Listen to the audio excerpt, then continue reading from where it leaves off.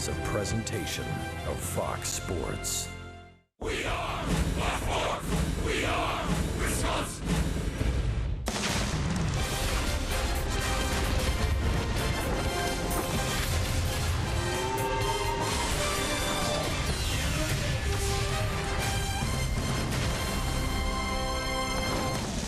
It is the final Friday for Major League Baseball in Milwaukee, Wisconsin. They're driving fast to get here. Just a few miles from that famous bridge. We're at Miller Park.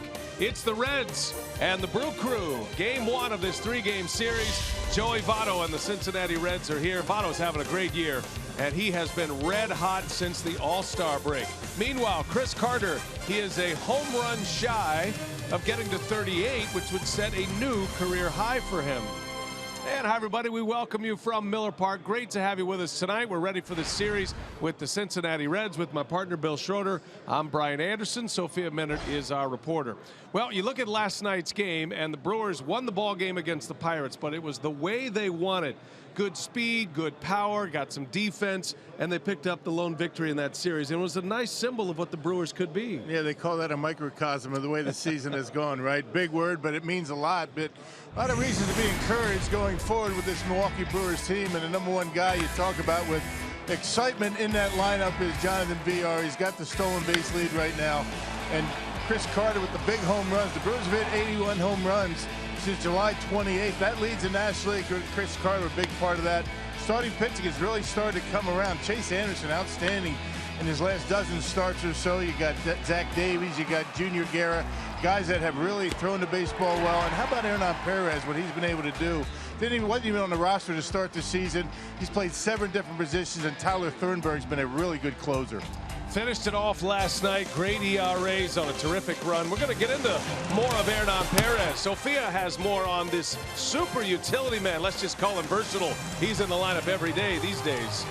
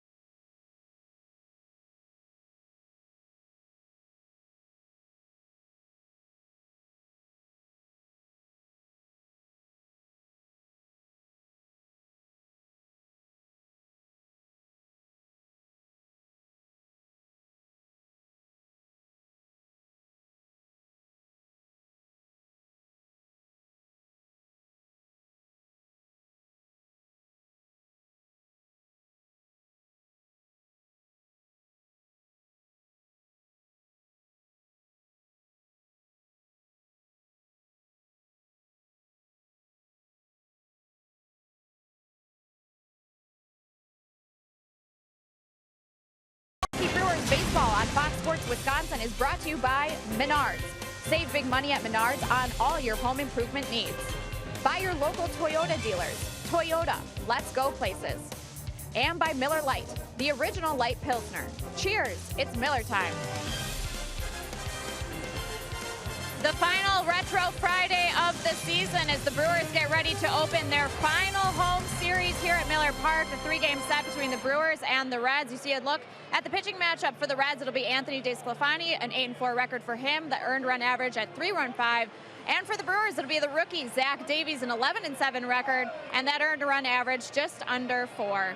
Back here at Miller Park, I'm Sophia Minard, and Hernan Perez has certainly had an impact for the Brewers all over the field. At the plate since the All-Star break, he's hitting .280. He's stolen more than 30 stolen bases on this season, but it's been his defense that has really had the most impact and shown his versatility. Here's a look at the games played by position this season by Perez. The majority of his time coming at third base and at right field with the injury to Domingo Santana.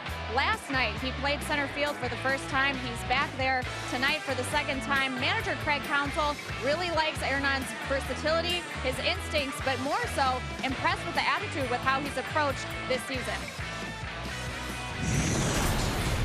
Overall, I just love his attitude about it. Is that he's excited every time it's a new position. He's excited, and he's excited about the challenge of what that means. And then the other thing I think he's done a really good job at is just, I think when you're moving around a lot, there's an aspect to it, you have to keep it simple. You can't make it too complicated, and he's good at just kind of, it's almost like you're just keep it real simple. You're like catch the ball if it's hit to you, throw it to the first base if you're an infielder, throw it to the cutoff man if you're an outfielder, and he's done that. Perez made a great play in center field in the 8th inning last night. What can he provide for the Brewers defensively here tonight? We've got first pitch and lineups coming up next. Zach Davies takes the mound. We'll be back for first pitch right here at Miller Park.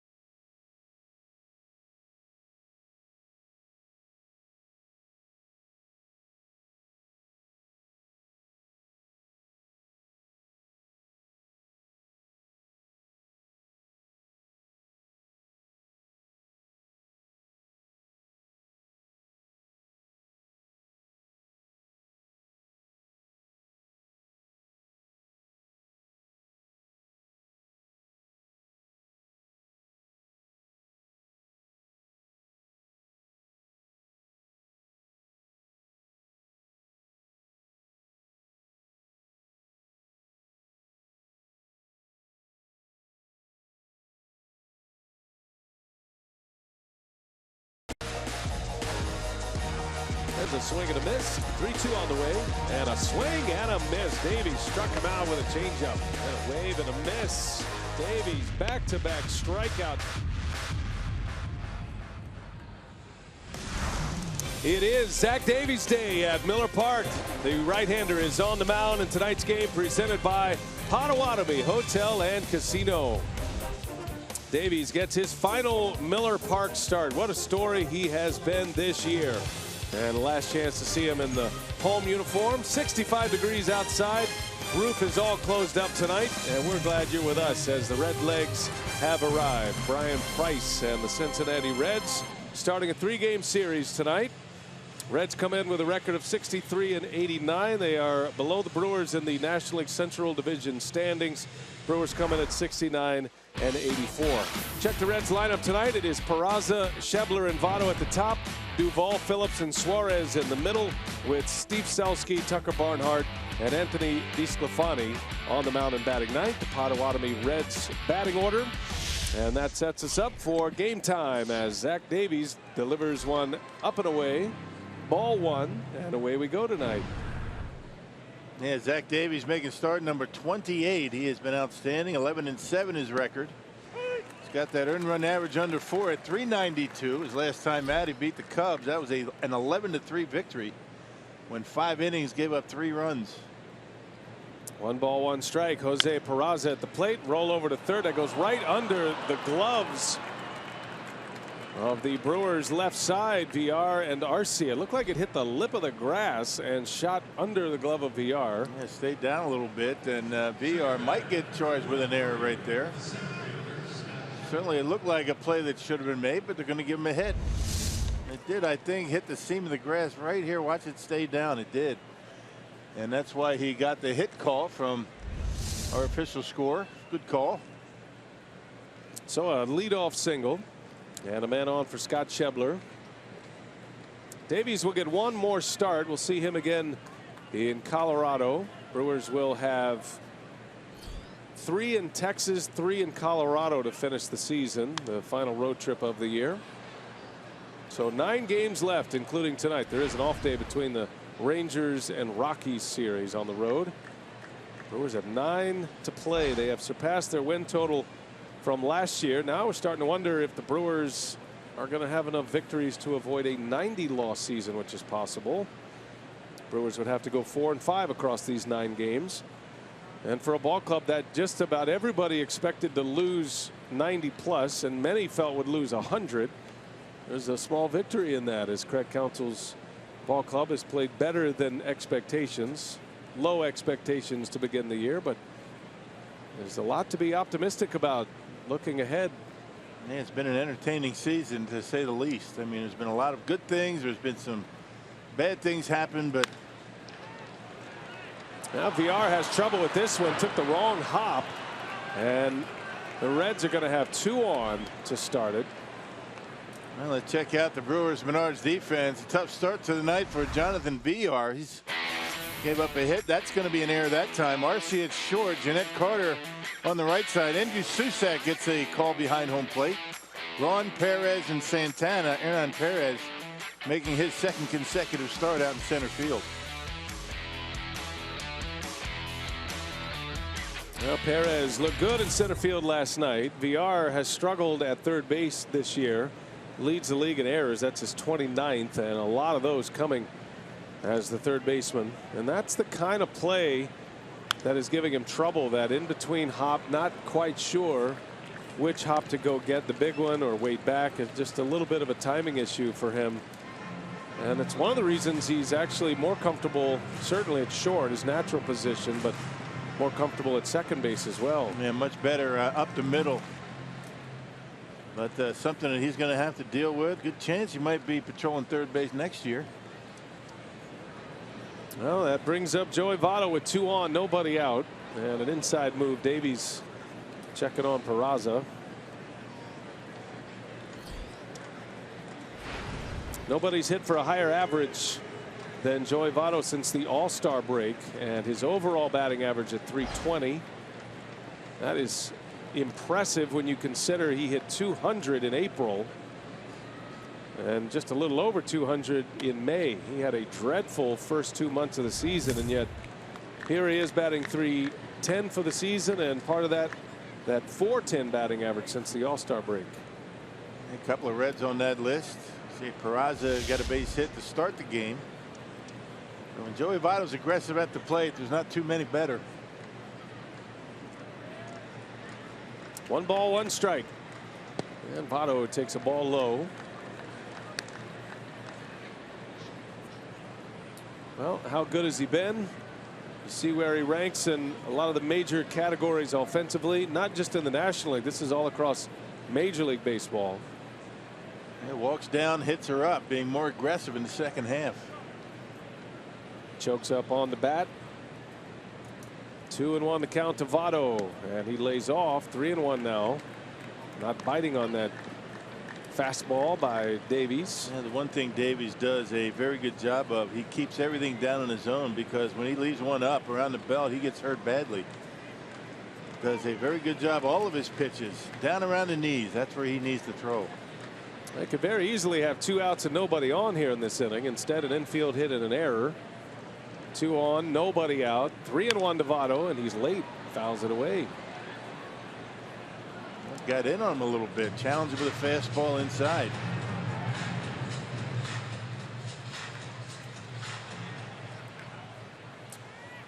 Davies giving up 3 runs before he recorded an out against the Cubs in his last start. Then he settled down, pitched well, got through 5 innings, and only those 3 runs, and he ended up with the win. Brewers beat Jake Arrieta and the Cubs that day. Final of 11-3. Votto fouls one away. 3-2. The count remains.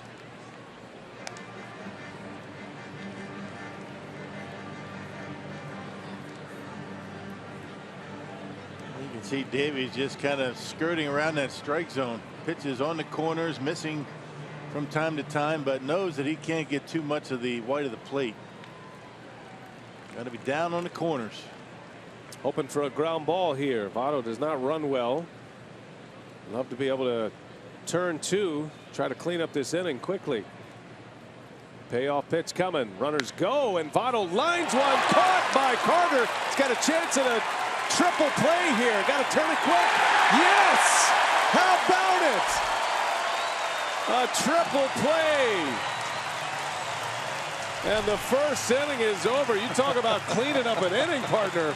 Oh, my goodness. Yeah, second one of the year for the Brewers. Nicely done. Held 3, unassisted, over to 6. He just had to make the throw right, and it was right. A triple play.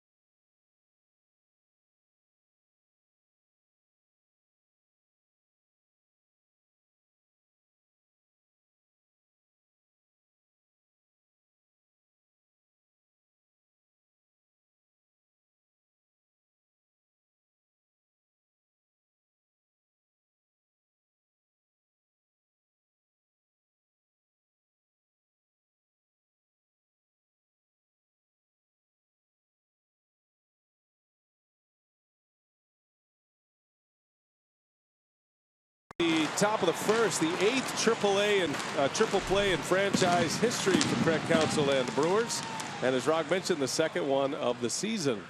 So the Reds come up empty in the first. Davies faces 3 batters, and now Craig Counsell will send his lineup out there against Anthony DeSclafani, the left-hander. It'll be VR to lead off, and then Scooter Gennett batting second. Ryan Braun hits third.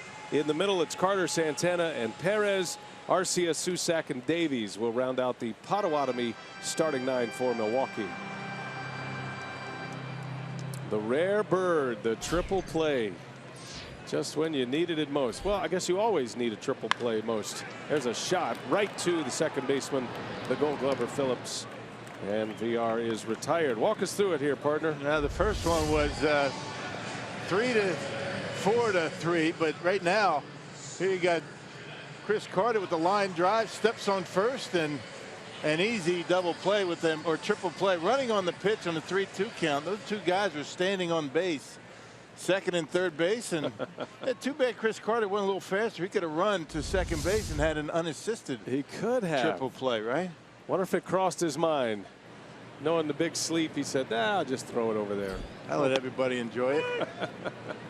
He had that one thought, you know, where should he throw it first or go to the bag first, or with both runners on the move? Made the right choice. Sure. That's what you call a 3-up, 3-down inning. No kidding, right? Terrific.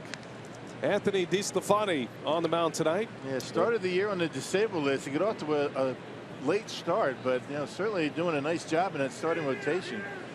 8-4, earned run average in the 3s. He got pounded by the Pirates his last time out. 4 innings, 6 runs for DeSclafani.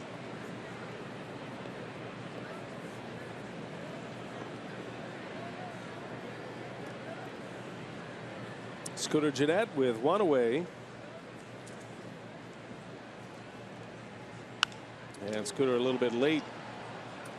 Had a home run yesterday, did Gennett. He's been posting some slugging percentage lately. Had 4 doubles in that series against the Chicago Cubs. Got a career high for home runs. Hit number 14 last night. And a swing and a miss. Down he goes. DeSclafani has retired the first 2. A strikeout on Gennett, his first K. Yeah, check out the Reds defensively. Brought to you by Menards tonight. You got Duvall, Shedler, and Selski in the outfield. Suarez, big home run hitter. Peraza, Phillips up the middle. Phillips and Votto, you know, the backbone of this Reds ball club, and Tucker Barnhart calling the signs behind home plate tonight. Now the defensive anchor of the Cincinnati Reds, the Gold Glove Award winning Brandon Phillips, always plays with a smile on his face. Here's Ryan Braun. He's swinging at the first pitch, fouls it away. Second day back in the lineup for Braun after he missed the first 2 games of the Pirates series. Birth of his second child was the occasion.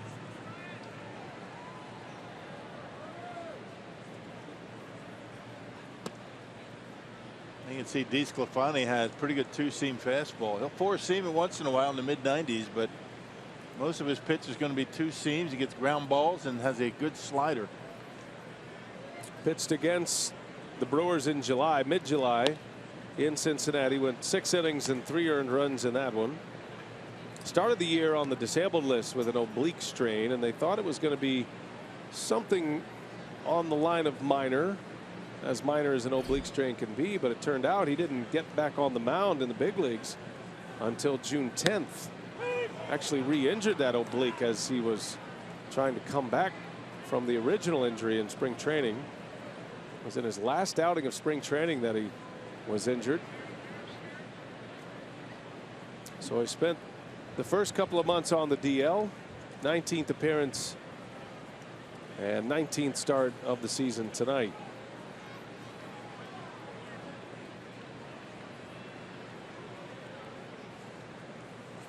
One and 2 to Braun. Outside for a ball. 2-2 the count. Ryan with an OPS coming into play tonight of .914. He is among league leaders in a number of the major categories. Coming in with a .306 batting average.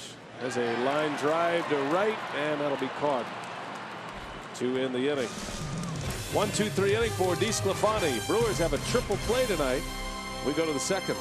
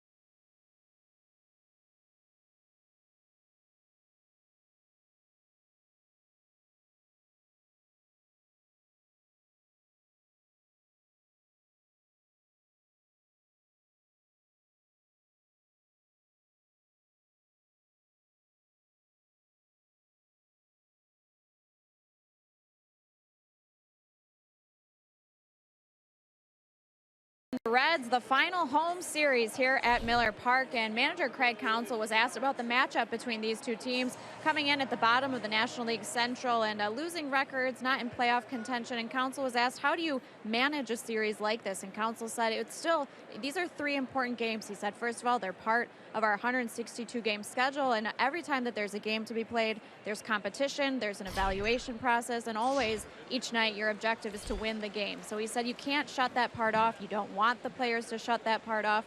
He said this game matters just as much as last night's, and so he wants his players to treat all of these games moving forward that way.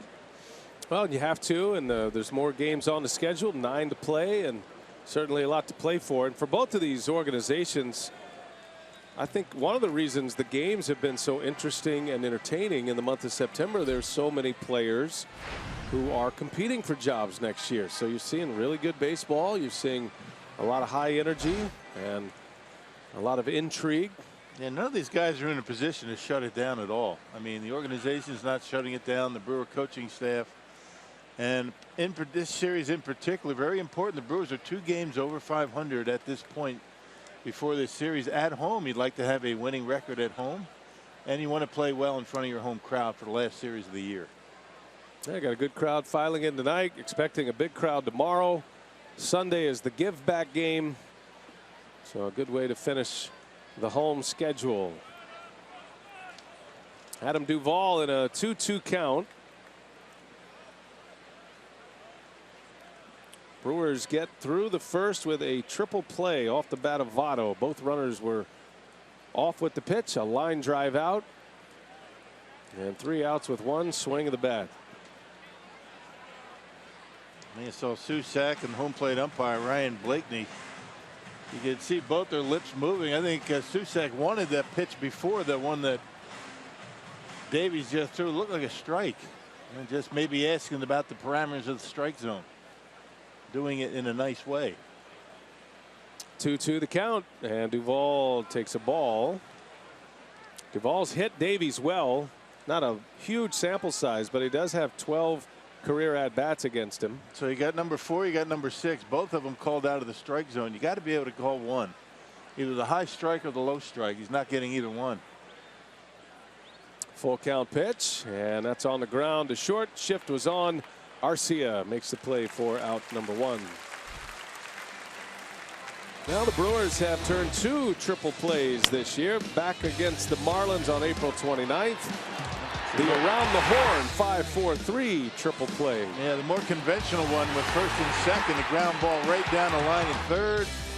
So you go 5-4-3, and this time it's a Chris Carter line drive and a 3-6 put out for the triple play. Hernan Perez a little bit excited.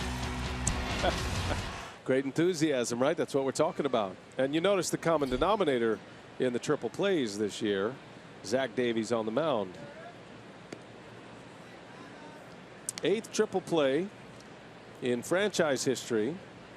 And for the Reds, it is the first time they have hit into a triple play since the 2009 season.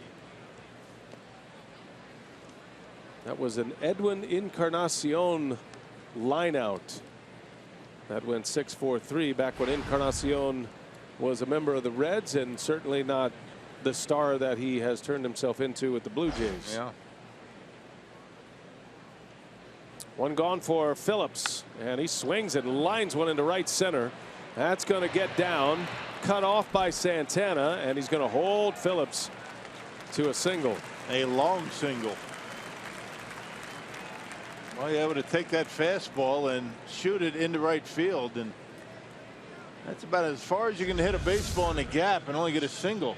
Santana able to cut it off and able to get it in before Phillips can even think about a double. Good approach in the right center.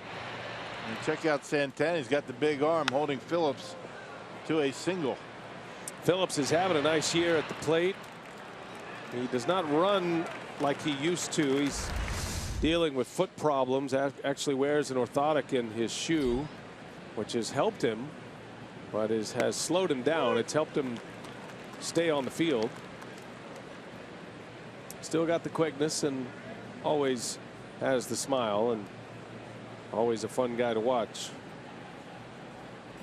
1-out single for the Reds. Eugenio Suarez now. Davies gets ahead of him.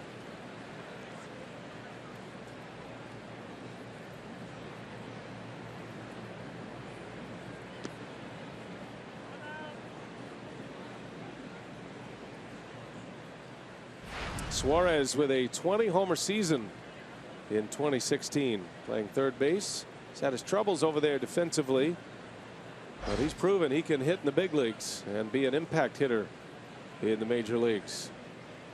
Well, 20 home runs, 64 ribbies, and not a guy that walks a lot. He's a free swinger.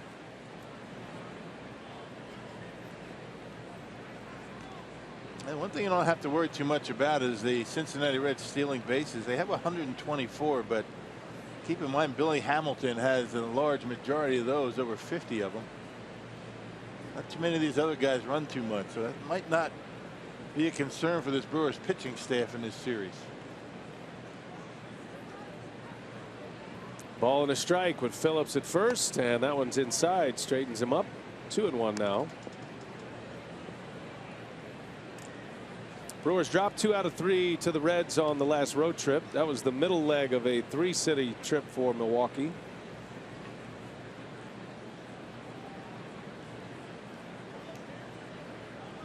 Brewers ended up 6-5 on that trip.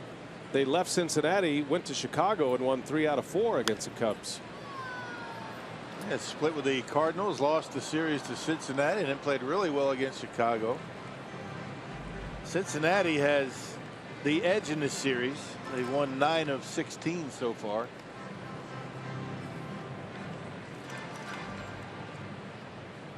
Brewers could win the season series with a sweep. Reds just came from Chicago. They got swept by the Cubs. Had yesterday off here in Milwaukee. There goes Phillips, and the pitch is up and in. No chance for Susac. Phillips with a stolen base. Yeah, just when you think he's not going to run, he kind of lulls you to sleep and takes off. That's a big jump, and no chance for Susac. Stolen base number 11 for Brandon Phillips. And the Reds have a man in scoring position for the second consecutive inning. Full count to Suarez.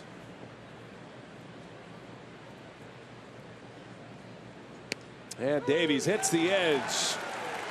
That comeback sinker that he throws so well.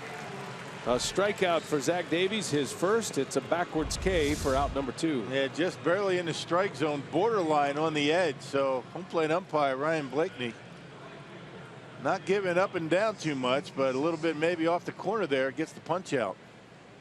That would be a very good thing for Zach Davies if he gets that call the rest of the night. It's not just his fastball out there either. He has a very good changeup that he can do that as well with that comeback action. It's one of the reasons he's been so good this year. There's a strike. First pitch strike to Steve Selski. Everything coming out of the same arm slot. Really, hitter can't tell what's coming based on the release point, and everything has some movement on it. It's been nice to watch. Everything down in the zone. Always seems to be under control. A little ground ball foul. Emergency swing, and now it's 0-2. Now, one thing about Zach Davies, and we probably need to start thinking of him as a potential ace of this staff. He doesn't necessarily fit the profile of an ace. You think about a big power pitcher, but the way he pitches, his poise, his command, he's in his rookie season this year, and it feels like he's been around for a decade. 0-2, and a swing and a miss. He's out there on the outside corner again.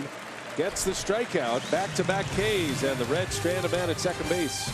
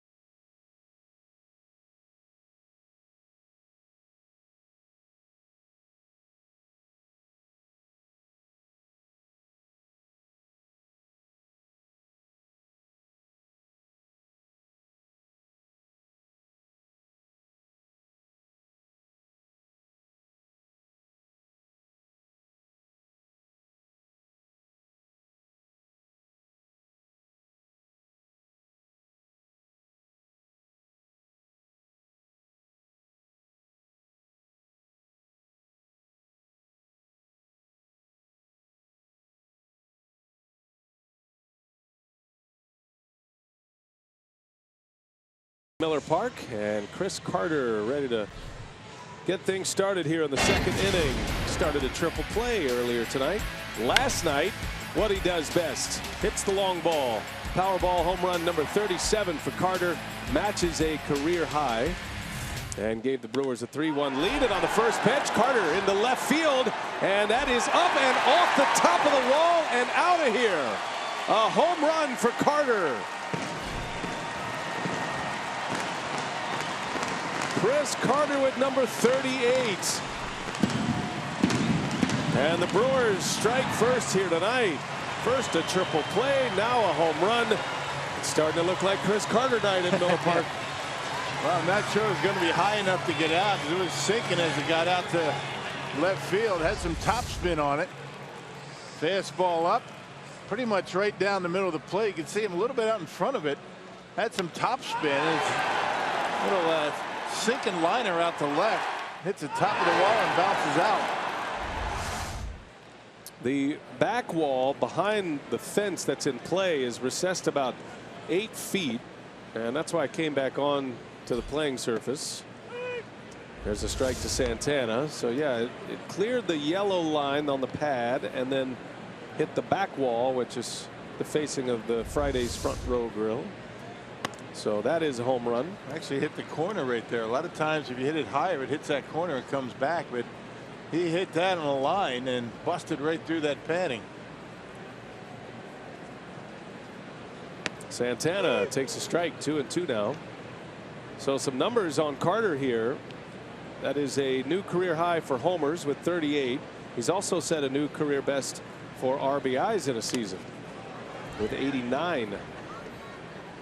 And he has one off the National League lead for home runs. Nolan Arenado has 39 for the season.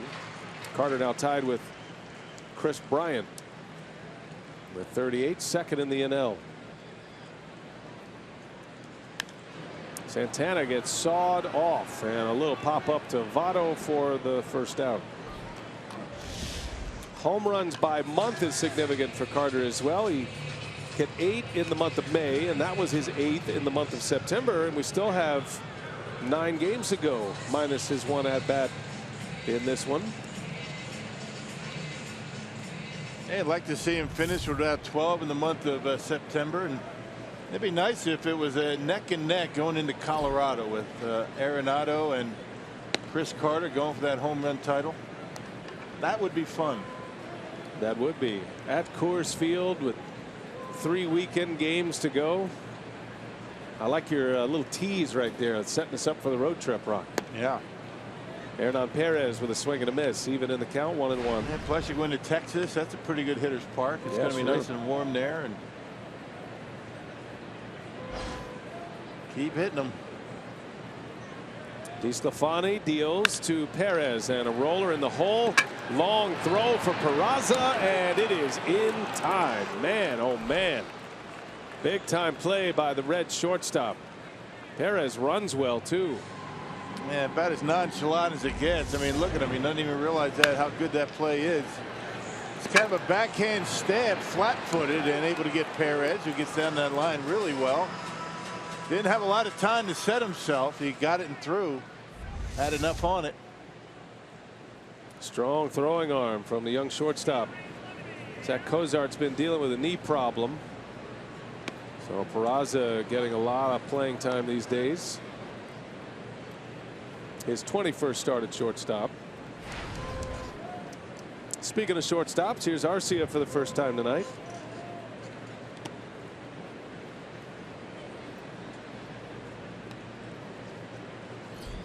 Arcia comes in at 212. Has 4 home runs, 16 driven in. Been in the big leagues since August 2nd. Very talented. The much anticipated arrival of the Brewers' top prospect. 1-2, and Arcia waves and misses. Down he goes on strikes. That will retire the side, but not before Chris Carter goes deep again. Had a home run last night, and in his first at bat tonight he goes deep. Number 38 for Carter, a new career high. And the Brewers strike first.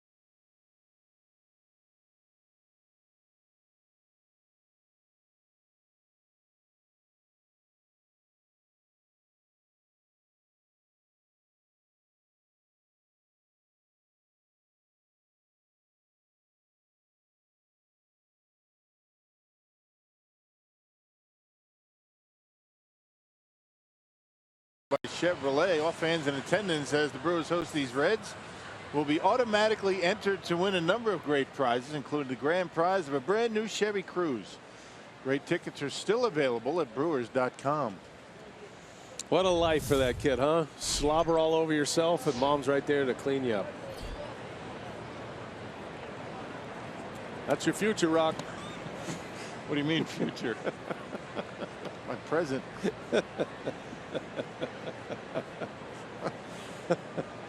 Zach Davies back to work as we start the third inning. Tucker Barnhart at the plate, rolls one foul past first.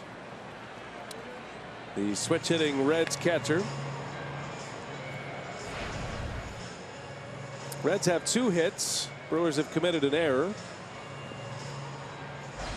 Votto lined into a triple play in the first inning. I'm sure that highlight's going to be seen all over the country tonight. Those are rare triple plays.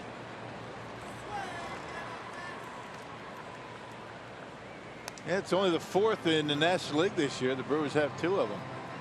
Phillies have turned 1, and the Nationals.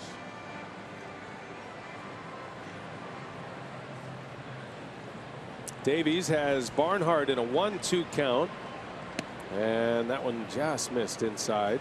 That is a tight zone tonight. And Fox Tracks has a lot of these pitches Davies are throwing that are called balls on the edge. He did get one of the calls on the edge to Suarez in a backwards K. Going right back in there, and a bouncer. Shift was on. Jeanette, tough play. Throw to first, and it is in time. Wow, Scooter Jeanette. Look how far into right field he is. I think the Reds might want to take a look at that one. Question was he going to be able to get enough on the throw to get the out? I mean, he was fully stretched out. Momentum going toward the line. Now, is he going to be able to get enough on the throw? Spins around, and it looked like they just was able to get him. It's going to be close. He bobbled just a little bit. Can't tell there. Can't see where the baseball is. Red's still looking at it.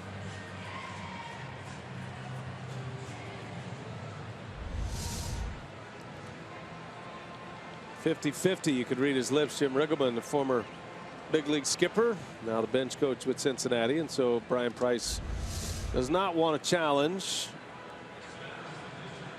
I'll tell you, I don't know. That could have gone Cincinnati's way, but we play on here. I think if it happened in the top of the order, leading off an inning, he might have gone with a challenge, but with the 8th place hitter and then the pitcher coming up, you know, why risk it? Yeah, that's a good point. So a beautiful 4-3 putout for Scooter Jeanette. Put that one on the highlight reel tonight for sure. The pitcher, DeSclafani, and a wave and a miss. He's quickly down 0-2.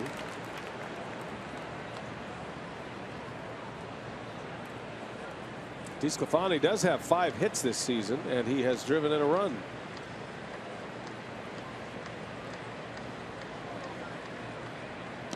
And Davies strikes him out. Good changeup there for Davies, his 3rd K. Every weekday morning, Skip Bayless and Shannon Sharp go head-to-head on the day's hottest sports topics. Undisputed with Skip and Shannon, weekdays at 8:30 a.m. Central, only on FS1. Ah, little Friday night hot dog. That's not his first, and it won't be his last. Hello, young man. They just seem to taste better at the ballpark, don't they? Something about being at the ballpark and a hot dog. Top of the order, here is Jose Peraza. Although when you're at the ballpark as often as you and I, it's probably not good to be eating hot dogs all the time. It's not good for our belts.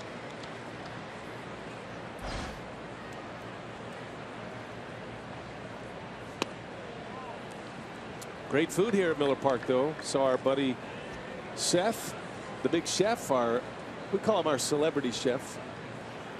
Yep, Seth Vanderland, and does a terrific job keeping us full.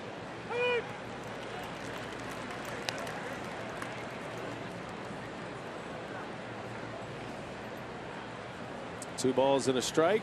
Peraza reached on an infield hit his last time. And there's a chopper. Got to hustle over there. Davies in a foot race with Peraza, and he missed the bag. Yep. Little hesitation by Zach to get over to first base. Not sure why. Maybe thought that Scooter was going to make the play. All it takes is just a bit of a hesitation. No reason not to get over there. You can always peel off. Catches the baseball at a funny angle. Misses the bag by plenty.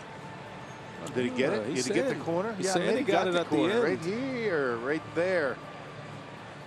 Oh yeah. Oh yeah, he's out. He's out. Yeah. This won't take long. Brewers will challenge this one. This is going to be easy. And umpires immediately go to the headsets. The crew chief over there is Eric Cooper, and he's got the calling umpire Adrian Johnson with him.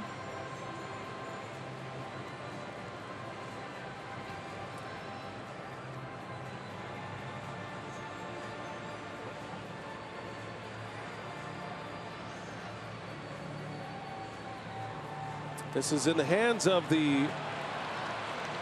And why it's taking this long, I'm not sure. That should have been bang bang. As soon as you get the headsets on, yep, you missed it. He's out.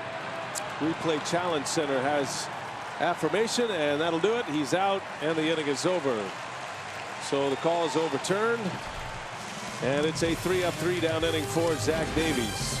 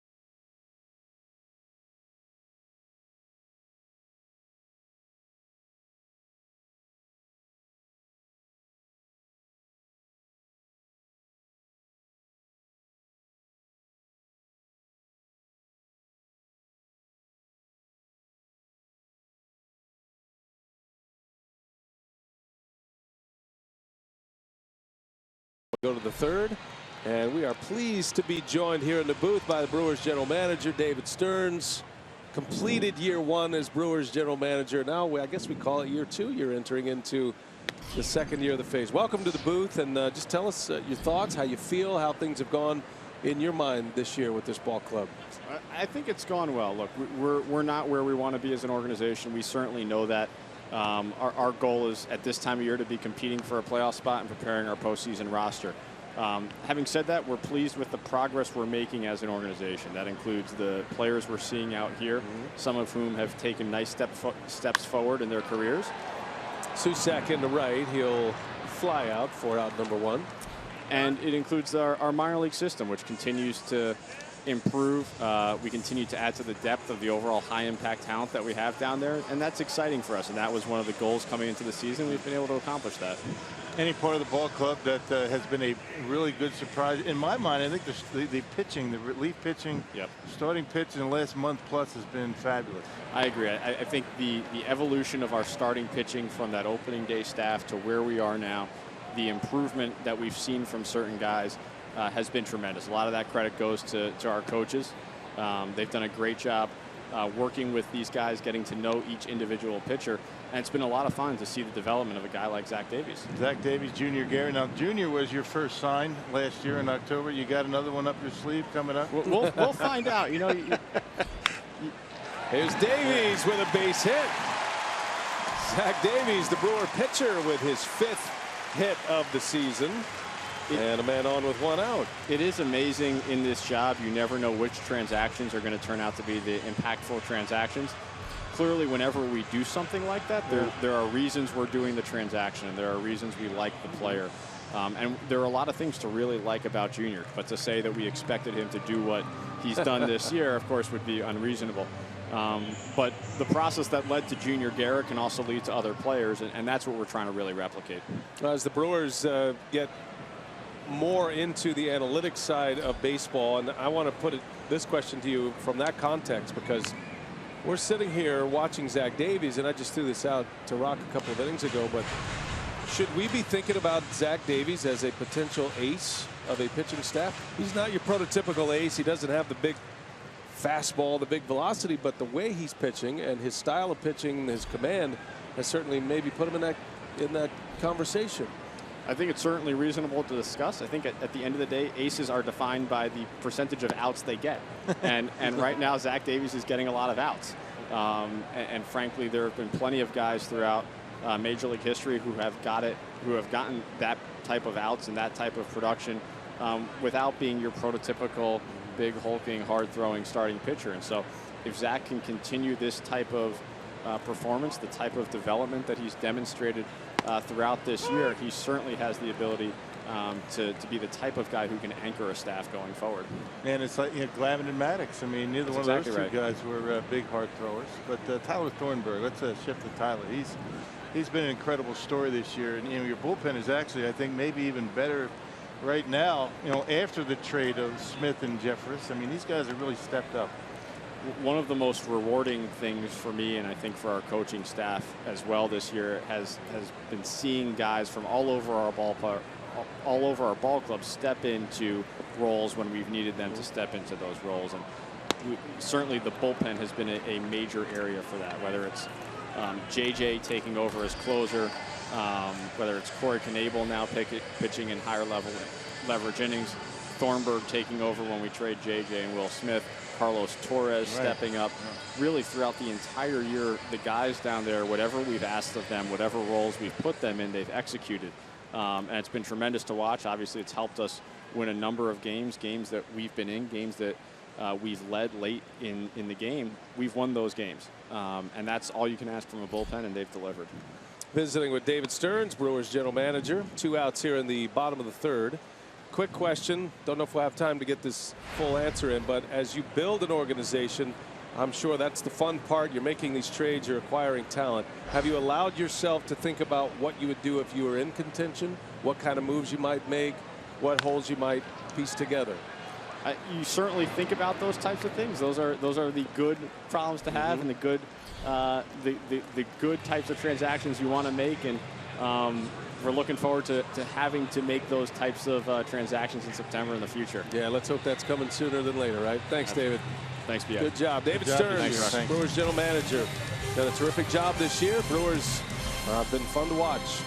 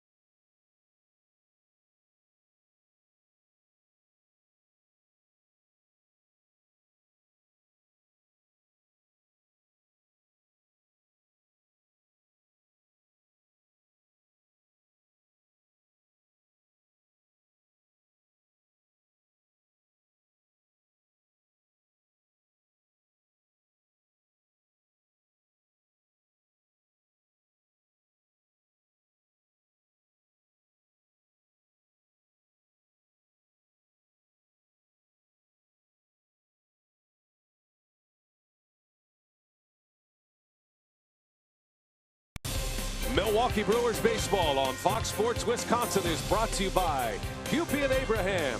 1-800-800-5678. Hupy and Abraham. Tell them you mean business. Well, Chris Carter with a home run has given the Brewers the lead tonight. That came in the second. Carter's 38th of the year. He's just one off the National League lead. Roof is all closed up on a Friday night, and we head to the fourth inning now. Zach Davies putting up zeros. He's had some excellent defense tonight. There has been an error, but there was a triple play in the first. And then Scooter Gennett just made a nice play, robbing Tucker Barnhart of a hit last inning. So here we go to inning 4. Scott Schebler will lead off. He's been hot in September. Always good to visit with David Stearns. I tell you, we get him for a half inning. I think the guy has the fastest half innings. And general managers aren't exactly, you know, they're not pining for airtime. Right. Maybe we should have David when the Brewers are pitching. I don't know. Then it gets to be a long inning, and then we got to talk about the other team having success. He's great. We always enjoy visiting with David. Got to be pleased with the way things have gone. He really has. I mean, I don't think anybody really, you know, Brewers fans, you know, had anticipated, you know, a year in which they're, you know, they might not lose 90 games. I mean, everybody was figuring pencil in 100, and I think it's been a lot of fun watching these guys this year.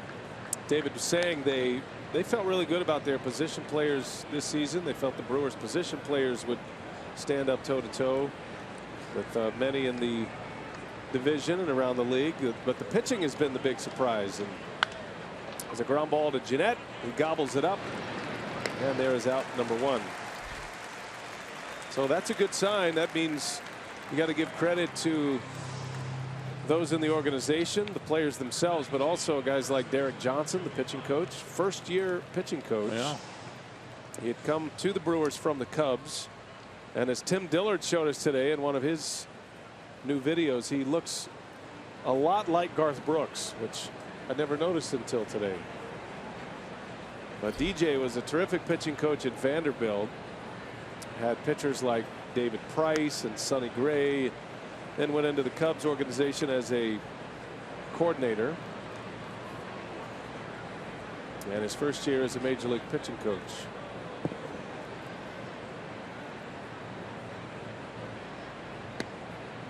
There's a strike. Yeah, he has done a terrific job. A lot of these guys in roles they've never been in before. Take Tyler Thornburg, the way he's been able to, you know, bring him along with Lee Tunnell down in the bullpen. You got to give Lee a lot of that credit as well. This coaching staff continues to push. these players. Even today, you get here early and they're out working on fundamentals in the infield and the outfield. And as Craig Counsell said, this is 162 games. The season's not over yet. We're going to keep working.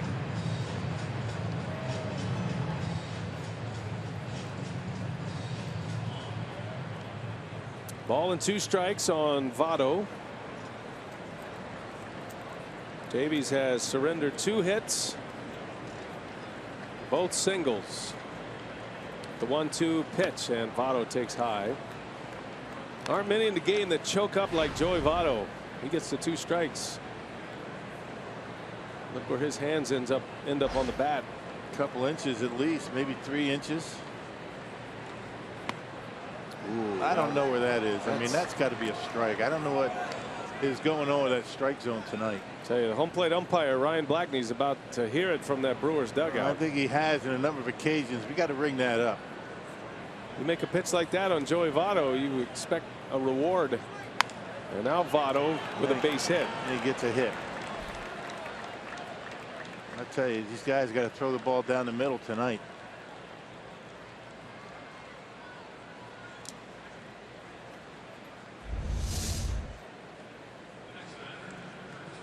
And Votto gets an extra swing. He should have been rung up. Was not. Gets an extra swing and a base hit to left field. No excuse to not call that pitch before a strike. That's a strike. Not looking for pitches out of the zone to be called strikes, but if it's a strike, call it. Spray chart for Votto as he beats the shift. A 1-out base runner. Here's Adam Duvall now. Dangerous power threat. He's hit 31 this season. He pops it foul and out of play. He was fooled by the pitch. First full season in the big leagues for Duvall. Spent a little time in the majors with the Giants. He was traded last year in the Mike Leake deal. Red sent Leake to the Giants for a stretch run that didn't materialize, and Duvall had an open door in Cincinnati. High fly ball to center field. Ranging over is Perez. And he's there for the out. 2 gone in the inning. Hey, keep up with the crew wherever you are with MLB.com at bat, the official app of the Brewers, featuring live broadcasts, scoring updates, breaking news, and more. Download At Bat today. Free for your smartphone and or tablet. And you know what? You can check out the strike zone during the game. Pitch by pitch.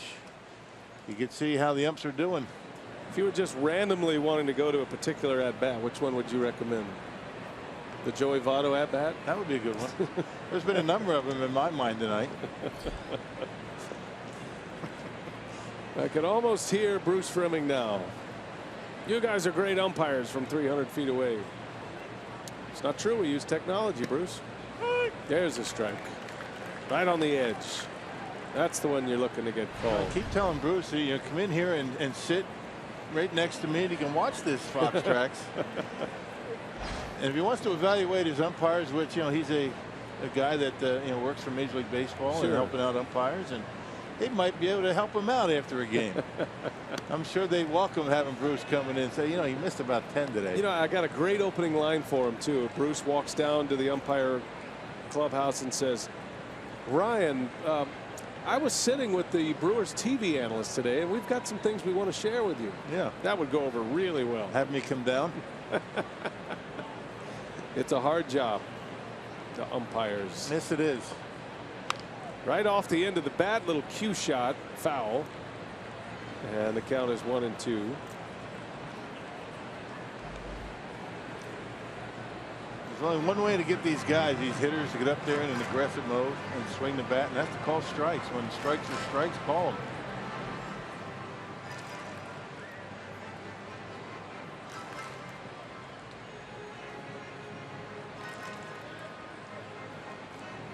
Davies working on that inside corner against Phillips.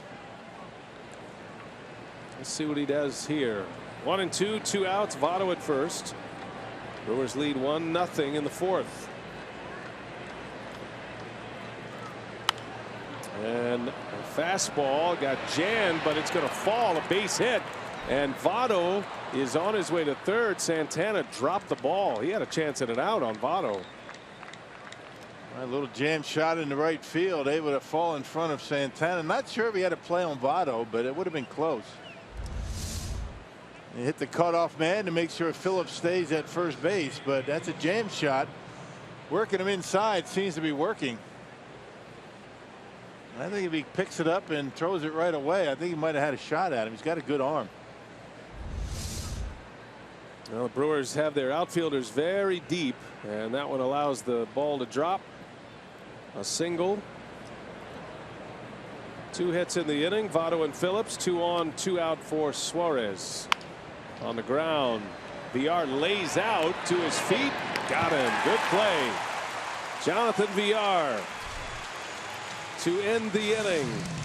And Davies still has a shutout on the board.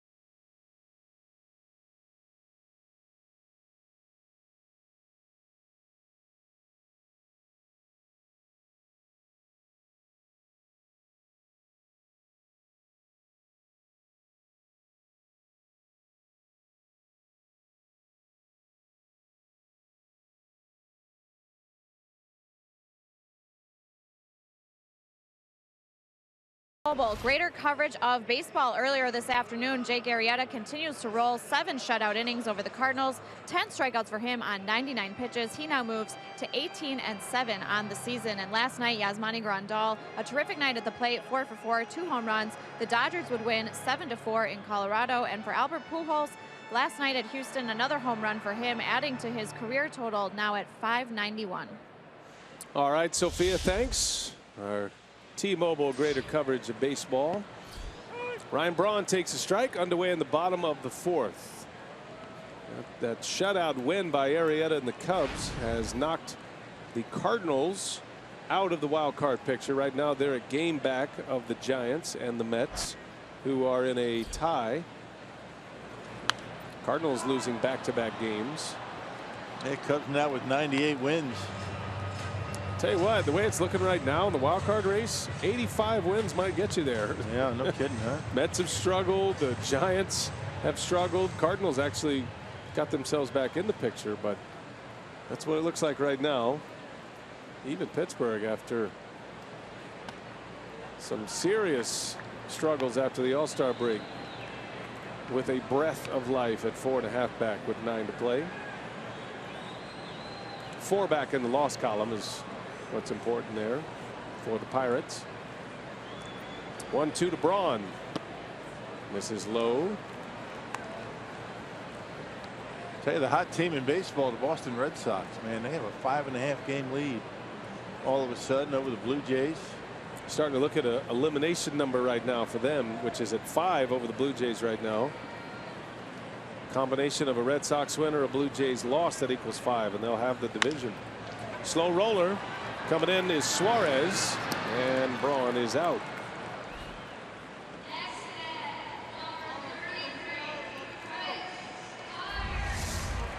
Suarez made a lot of errors early in the season, but he's cleaned it up quite a bit. A lot of his errors were throwing errors. That was a good throw by Suarez to get Braun.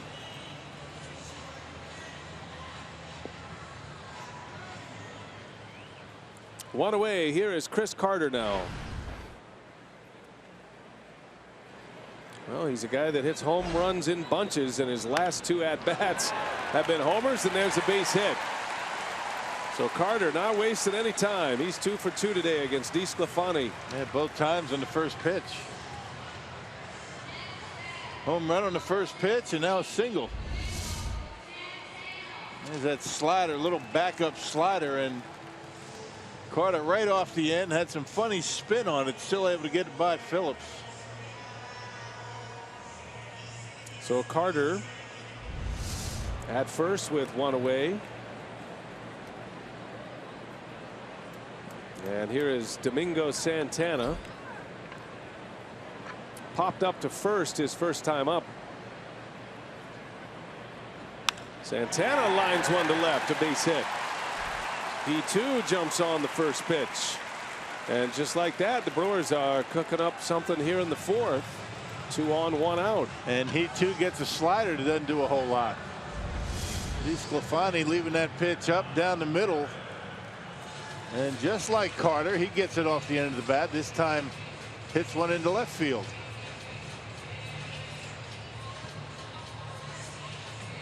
Well, see if Hernan Perez can keep it going here. Back-to-back singles. Perez with 2 on and 1 away. A ground out his first time up in the 2nd.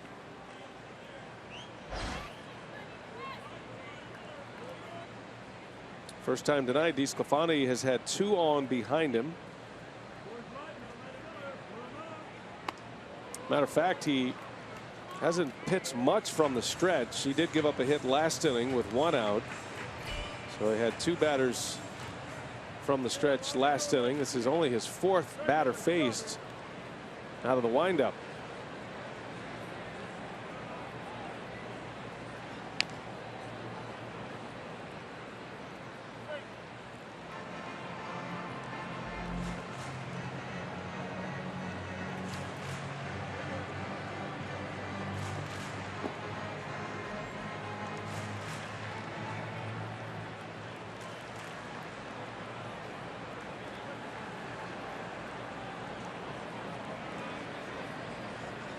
Perez right off of the pitcher. He can't find it.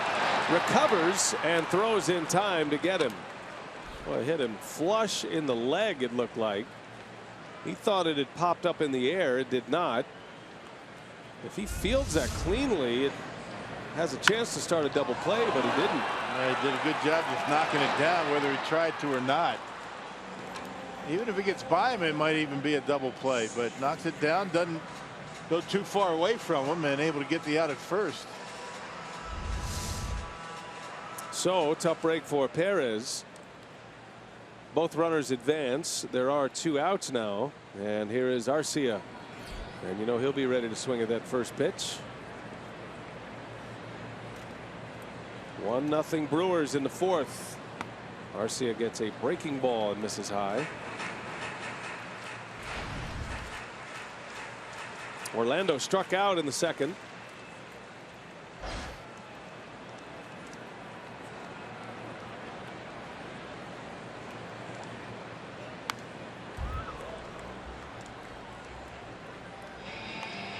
Young man takes a rip up there, doesn't he? He's been able to handle the fastball in much better lately than he did when he first came up. Had one to hit right there. He was a .267 hitter at AAA. 8 home runs, had 53 RBIs down there. Also stole 15 bases. Made the All-Star team in the Pacific Coast League.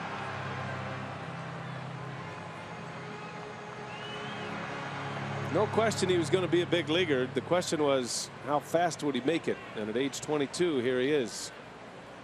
And he's been here going into his 7th week in the major leagues now. 2-1. Good take. 3 balls and a strike to Arcia.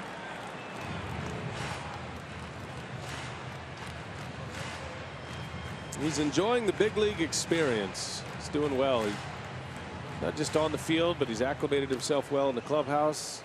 Comes out early, often signs autographs. Like seeing that. It's a good habits to set. He's looking for a mistake right here. 3 balls and a strike. And he missed badly. Wow, what a play behind the plate by Barnhart. He saves a run. However, it's ball 4 and the bases are loaded now for Andrew Susac. Yeah, Barnhart, really good defensive catcher. He handles himself very well, calls a good game, and saved DeSclafani a run right there. Look at this pitch. How far in front of home plate it is and off the plate. Heck of a play. So Andrew Susac, chance to drive in his first runs as a Brewer. The former Giant, former backup to Buster Posey, came to the Brewers in the Will Smith deal.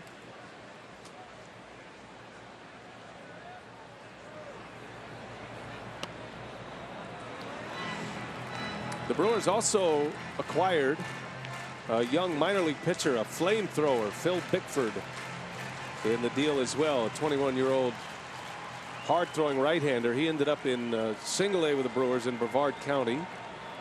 Pitched in 6 games down there. Susac takes a strike. Yeah, we weren't even able to get into some of the guys in the low minor leagues that the Brewers have picked up when David Stearns was up here. And he's very high on a lot of the guys down in the minors.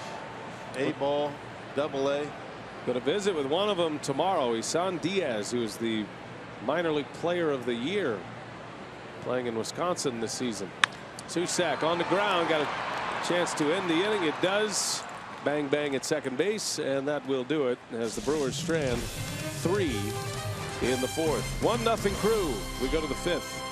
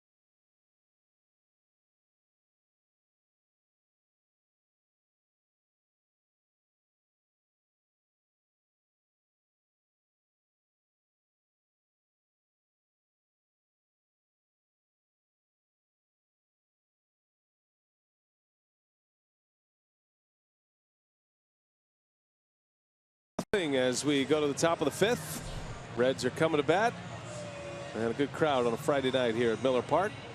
Carsoup.com trivia: which player in MLB history has the most hits versus the Brewers in a single season? Brandon Phillips, Under the Towel, Albert Pujols, or Alex Johnson? Now, why would you throw Alex Johnson in there? I don't know. I'm not sure. I know an Alex Johnson, actually. I mean, unless he's got to be the answer, right? Or is that what they want us to think? I don't know, but I'm trying to go through the mental Rolodex for Alex Johnson, and I'm coming up empty. I'm sure there's been one. Oh, yeah. No? I don't know. Alex Johnson. Old Alex. Steve Selski is at the plate, and he flips one into right center, a base hit. Santana cuts it off, and a leadoff single for the Red Legs here in the 5th. And left that one over the plate, and Selsky just kind of shoots it out there in the right field. And another organization that is just trying to figure out what they have going into next year. Selsky's been getting a fair amount of playing time as of late. Man on for Tucker Barnhart, the catcher, who's the 8th place hitter. And that one's into left, sinking fast. That's going to fall for a base hit. Another flare. There's been a lot of those tonight. Hey, bring the family to the ballpark on Sunday for the final Kids Eat Free Sunday of 2016. All kids 14 and under at Miller Park for the Crew's last game against these Reds will get free lunch courtesy of Pick and Save, Blue Bunny, and Heinz.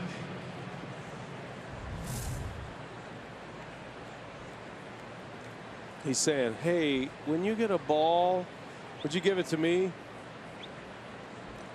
I'll be your best friend. Bring you a hot dog. Leave me alone, kid. I think he's got a ball already.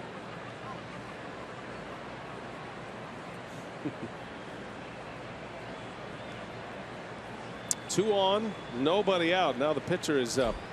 DeSclafani showing bunt.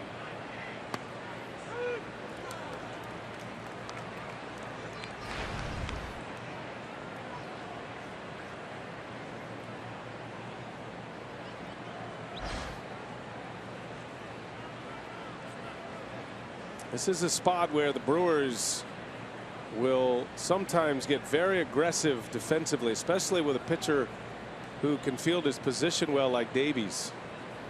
Try to get a chance at a double play perhaps on a firm bunt. There's a bunt. Susac jumps on it, and only one play to make. First base. Good bunt there by DeSclafani.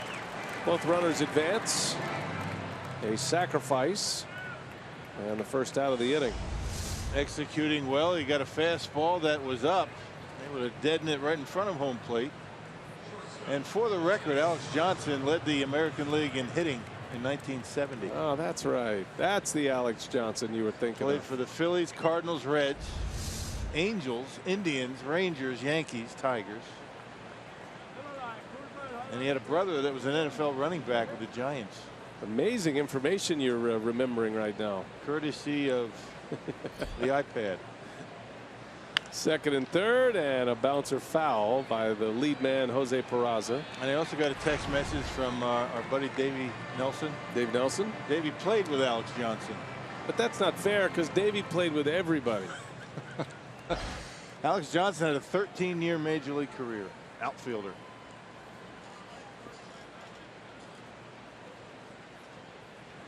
I wonder if Davey must have played with him as a Ranger, right, in Texas. That ball's in the air deep left center. That's trouble. And that one is way gone. A 3-run home run for Jose Peraza. Just like that, the Reds are on top 3-1. Well, that one has to be burning Zach Davies. Yeah, a couple of flares in the outfield, then the home run. That pitch down and in, and Peraza just drops the head of the bat on it. Check this out. Look where this pitch ends up. Yep, down and in, and rides it out of here.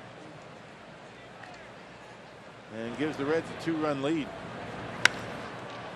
Nice short stroke, no doubt about it. So just like that, the game is flipped, and the Reds are up 3-1 now. Well, now that bases loaded situation last inning looks even bigger. Brewers had a chance to extend the lead. And we'll have to play from behind now. One out for Schebler.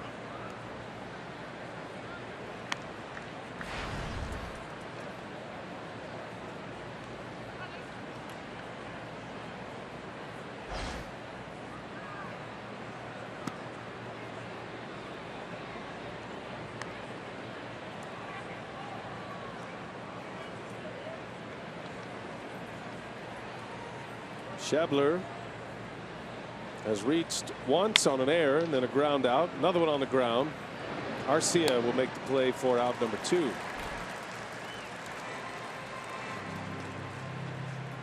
Got some triple play intel from our friends at Stats. Zach Davies has been on the mound for both Brewers triple plays this season. Brewers have 8 in franchise history, 2 of them this year. Davies on the mound for both, which is extremely rare, but it has been done.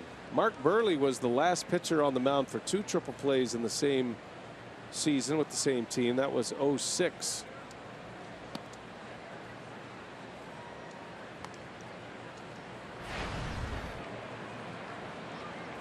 Another ace of a pitching staff that didn't throw very hard. Not that prototypical type pitcher that you would expect to be an ace, like a Roger Clemens, for instance, Randy Johnson, those kind of guys.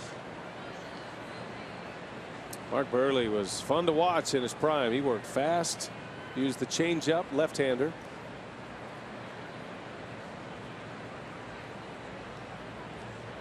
Davies to Votto, hit hard, but Jeanette right there. The shift is on, and Votto is retired. So the inning is over, but the red strike. Jose Peraza, the leadoff man, with a 3-run homer.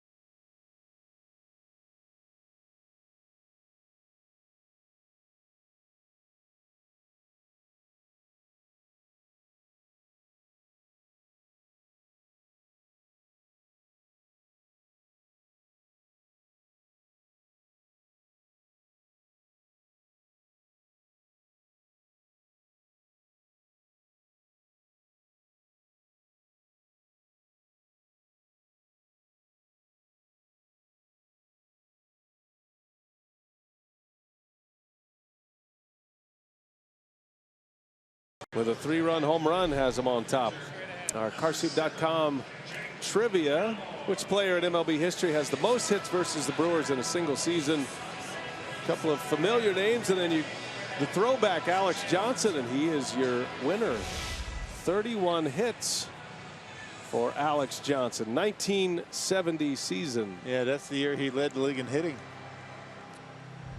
So there you go. It's kind of a giveaway, throw in Pujols and Phillips and Alex Johnson. And then Alex Johnson. Looks like Davies is out of the game now after 5 innings. Jake Elmore pinch hitting. We'll have to dig a little bit on that. Pitch count was in good shape. Well, leading off an inning. He's been thrown a lot this year. He's been very dependable. And Elmore is down in a heap after that bunt. That's an out, but something is wrong with Elmore. I don't know if that got him in the hand or if this is a leg injury or what, but he cannot move.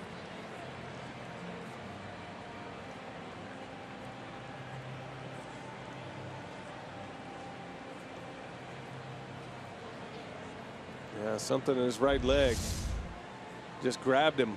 Yeah, dropped down the bunt, and when he got out of the box, well, it doesn't look like he twisted his ankle or anything. Not sure what that was. Thought for a moment. Right about there, yep. It hit his hand, but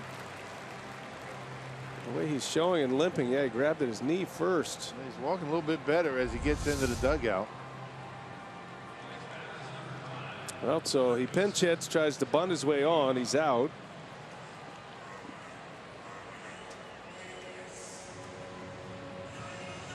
And back to the top of the order now, and Jonathan Villar. 3-1, Reds lead it. Villar batting for the third time. He's 0 for 2.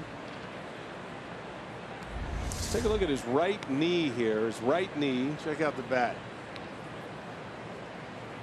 Does the bat hit the knee? Is that what gets him down? Maybe. I'm not sure. Tough to tell. Sophia's down there. As soon as a report is available, we will pass it along. Elmore headed back to the clubhouse. By the way, Davies just 75 pitches, 5 innings, 3 earned runs, and on the hook for the loss as it sits right now. Unfortunate that his spot was due to lead off this inning. Had it not been the case, he might be able to stay in the game. Brewers need some runs.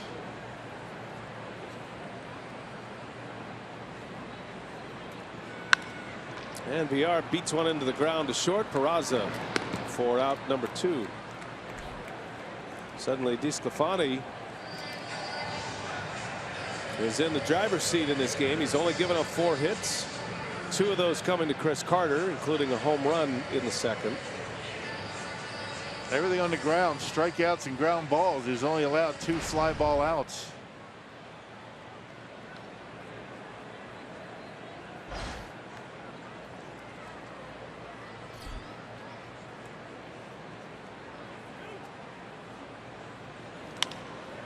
Right back to the mound, and it's flagged by DeSclafani. Jeanette is out.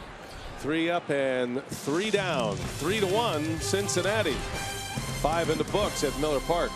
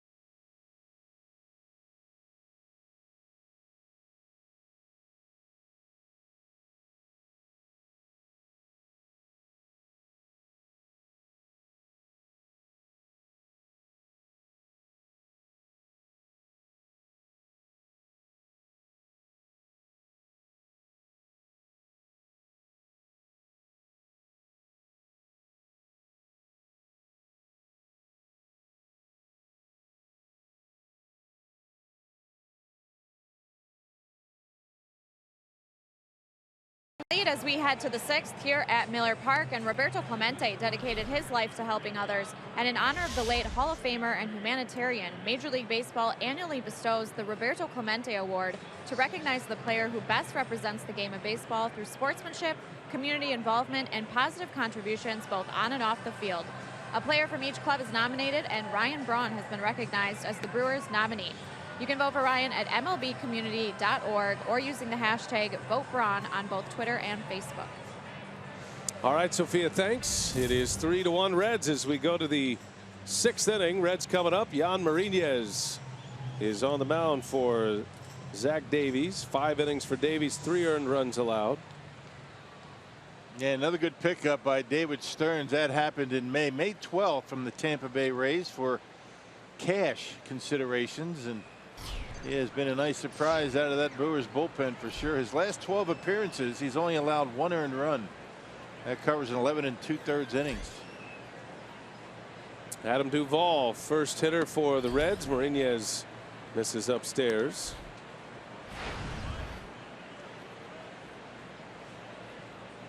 I'm sure Duvall and Susac have some catching up to do. 2 former Giants traded away, and both could be the better for it, opening up opportunities as Marinez drops Duvall with that foul ball, that power sinker right in on his shoe tops. Let's see where it got him. You see the movement, gets on top of it, got him on the leg. The back knee, Rock.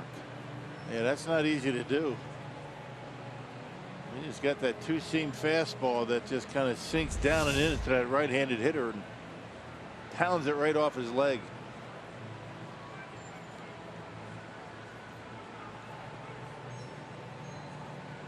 Usually it's the front leg that gets it. That's why he's got the shin guard. Back leg very rarely. Extreme movement from Martinez.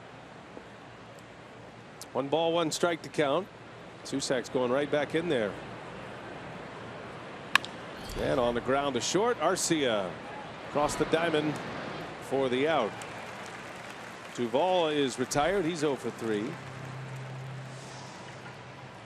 That's a good move. If hitter fouls one off his leg and you come right back at him with that power sinker, you know it's on his mind. Yeah, a little tentative, swinging hard at that pitch, but he hit it well, but right at Arcia.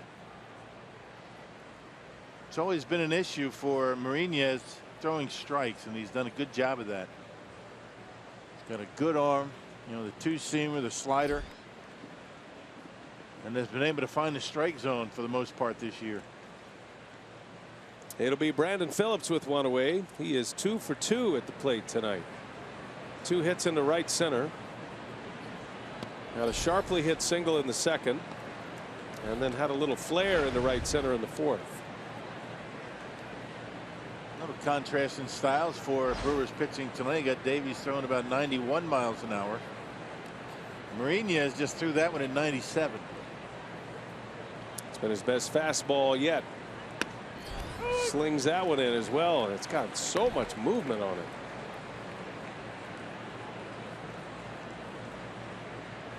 Caught the inside corner.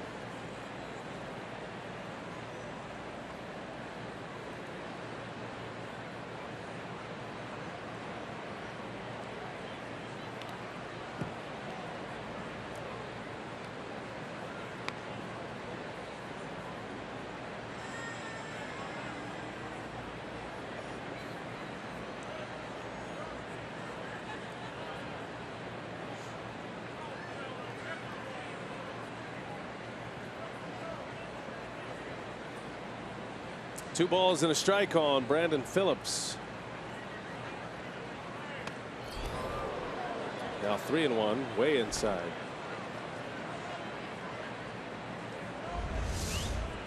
Just in case he's leaning out over the plate, backs him off.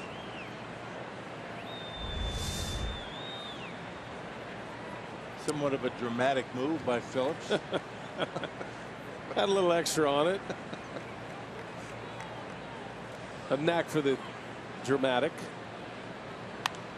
Boy, that ate him up, didn't it? That wasn't that far from the one before, and he swung at this one. I think you're right. I wonder where those 2 pitches were. We have the technology.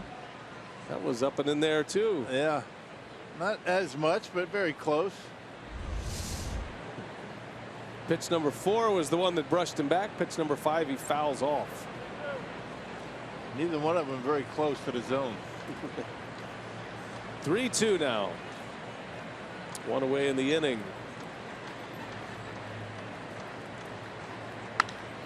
On the ground, nice play. VR to his feet, and the throw is in time. Jonathan VR with his second diving play at third base. Well done. Yeah, he makes some errors, but boy, can he be flashy out in the infield. He made some nice plays over there at third base. He has made an error in the first inning. Only stretched out and just a flip of the wrist. Able to get that one over to first base. He's got a tremendous arm. Look at that range. And a sidearm flip with something on it as it gets to Carter. 2 outs in the inning now. Here is Eugenio Suarez. That error by VR in the first inning, just before the triple play, was his 11th as a third baseman. So he's got 11 errors at third in 36 games. It is a brand new position for him. And book is still out whether the Brewers feel like he will play that position to a high level defensively. I think the Brewers feel like a full spring training and drill work and all the things that would go into that, if in fact he is the third baseman next year, would be helpful.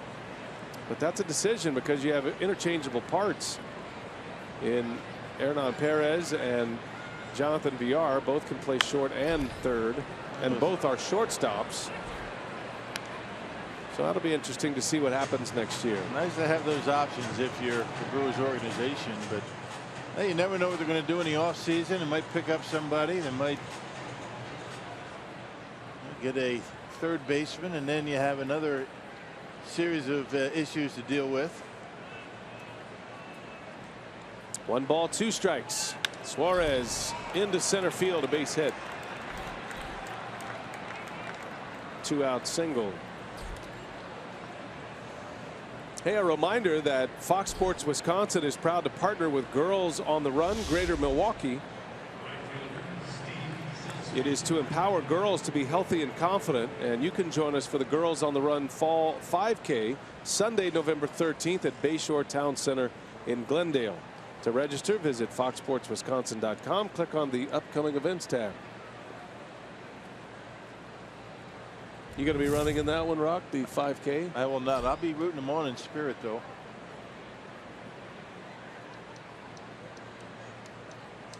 Steve Selski at the plate for the Reds. Takes a ball. You're going to be running? Nope.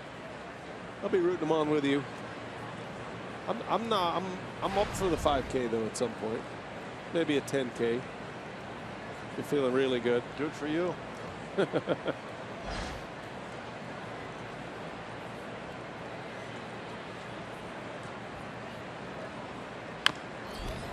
I'll walk it. Sure. Take me a while, but I'll walk it. No problem. You do that every day. That's an average day on the road. The rock walk, we call it. The power walk. That usually is culminated with a nice big lunch. I break even. Burn 1,000 calories and put them right back in. And eat 1,200. Factoring in the walk home.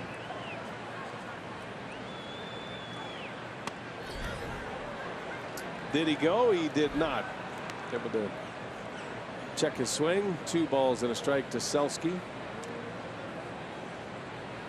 We could have another division clinch tonight. It would be the first since the Cubs.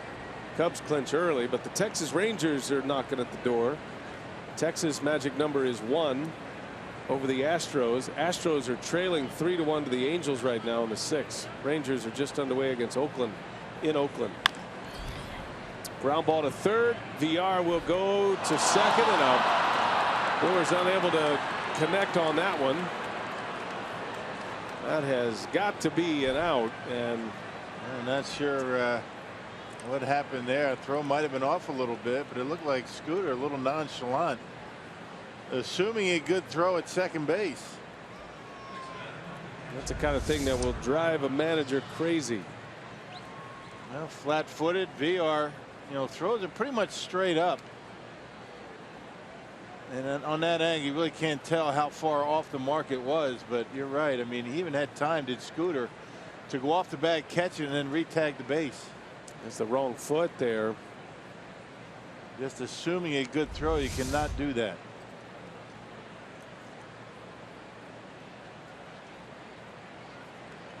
So the inning is alive. 2 men are on now, first and third for Tucker Barnhart. And on the ground, Jeanette racing in. And he'll make the play to end the inning. So the VR error doesn't hurt Marinez. And the Reds fail to score in the 6th. Jeanette, Braun, then the big man coming up. Chris Carter, who's homered tonight. He'll hit third when we get to the 6th.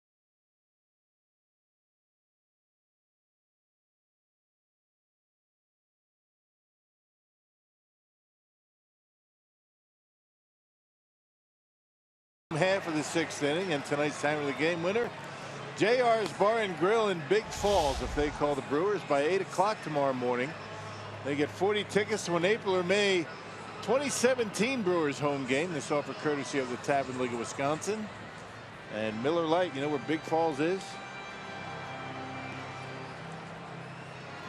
Go ahead. I'm sorry. I'm having a losing battle with the Swedish Fish right now, Rock. Why would you do that? That's northwest of Clintonville. Clintonville. You know where that is? Clintonville. That's what I was. Yeah. Kind of center of the state as you're heading up the Eagle River. 45. How are you doing now? Our stats man, Mike Faulkner, as Ryan Braun swings and lines one into right field, a base hit. First pitch swinging. Yeah, he rolls out these Swedish Fish. I don't like to partake in that. I like to pride myself on the healthy eating, but I'm a bit of a sucker for a Swedish Fish. And yeah. He just puts them right in front of me on my score sheet. You're not used to that much flavor, are you? I'm not sure there's anything that resembles actual food in Swedish Fish. As you see Chris Carter at the plate tonight, presented by Wendy's. Anyway, I knocked one down and having some issues with it.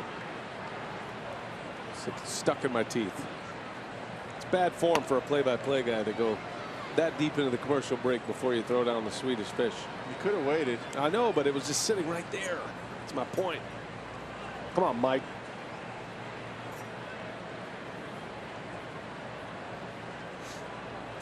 Always blame your caddy, Rock. Yeah. Remember that. He didn't have to do that. He knows you don't like that kind of stuff. I try to help him eat healthy, and he throws me Swedish Fish. Thanks, Mike. He's writing a note right now to me. No, he's pretending to. Carter takes a ball. As a matter of fact, he is writing a note and has just handed me this. They have changed the error from VR to Jeanette on the last play. I like that. Yeah, I think that was Jeanette's error.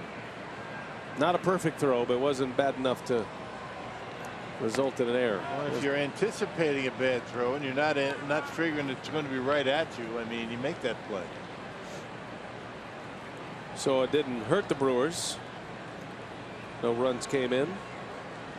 I'm guessing Davies was taken out just because it's toward the end of the season and they've seen enough with 5 innings normally with that many pitches, and he'd only thrown 75, and the game's certainly not out of question here at 3-1. At that end, he was leading off the inning. I mean, that had a little bit to do with it, not a lot, but I think they're just trying to keep, you know, the pitch count down, the innings down for Davies. One more start to go, and why push it, right? Runner goes, pitches a strike, throw to second, short, hops into center field, and Braun got tangled up with Brandon Phillips. He's asking for obstruction here, and the second base umpire Ben May says nope, stay right there. Well, what I don't understand is Ben May, the umpire at second, pointed to Phillips as though he was going to call obstruction. Right there, you see him pointing? Yeah, he did. He's pointing like that's obstruction. You don't. It's not a dead ball unless the obstruction happens between home and first. And then he says incidental contact. I'm not quite sure what the pointing was then. If it was incidental contact right away, and it was just a matter of Phillips trying to get out of the way. He doesn't do anything or call safe, but he pointed, which leads you to believe it was obstruction. That's what Craig Counsell is probably arguing. Braun's 16th stolen base. Not sure if you can see the umpire right there. It's almost as if he's calling obstruction. That's what you do when you call either interference or obstruction. Right there. Can't tell what he's saying there. He was saying something as he's pointing. Crew chief Eric Cooper comes in to work it out with Counsell, who does not like the explanation. But it's a stolen base for Braun. He's in scoring position. And no surprise, Brandon Phillips is smiling about something.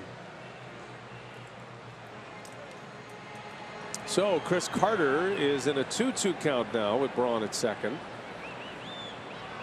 One swing away from tying this thing up.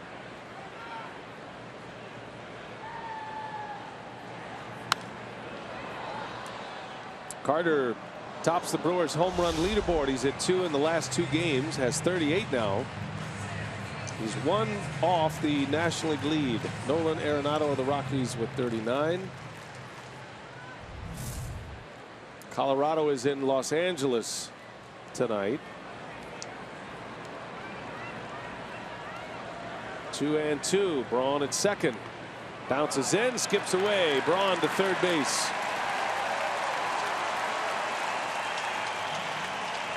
As Rasheed Wallace would say, ball don't lie, Rock. Brewers get a man at third base anyway. Yep, not able to square himself up. Barnhart, he blocked it but skipped off to the side. So yep, you're right. Rasheed Wallace and you are right. Cross-reference the sports there. Yeah.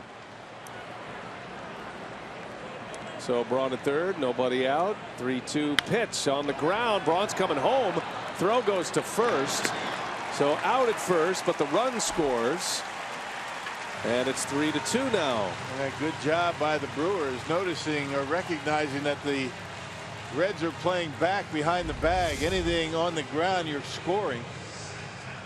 And I think Suarez has a play at home plate. Not sure why he didn't make the throw to home, but gets the shore out at first. RBI for Carter. The second of the game. Yeah, Suarez, in hindsight, probably thinking he should have gone home. Here's Santana now.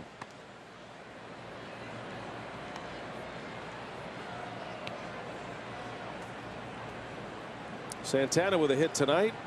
In 18 September games, he's hitting .328. 4 doubles, 5 homers, 11 RBIs in the 18 games.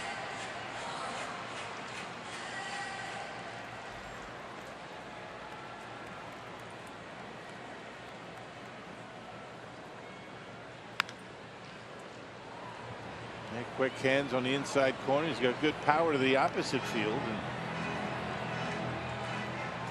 Brewers would like to be able to see him in that lineup every single day with what he can bring to the table at the plate. 1 ball, 2 strikes.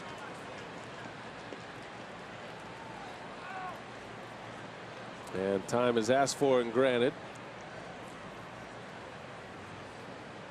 DeSclafani giving up 2 runs. This one comes in on a wild pitch and a ground ball. Santana fouls it away.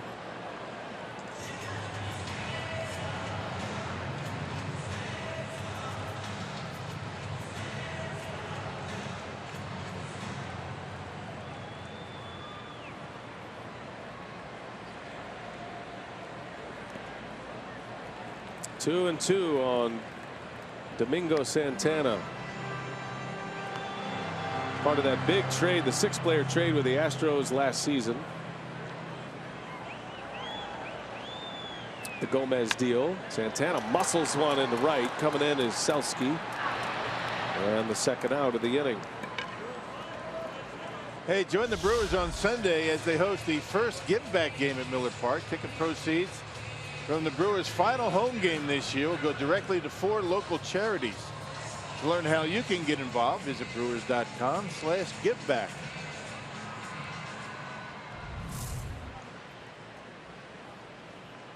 Hernan Perez with 2 away. 3-2 Reds. We play in the bottom of the 6th. Perez a swing and a miss.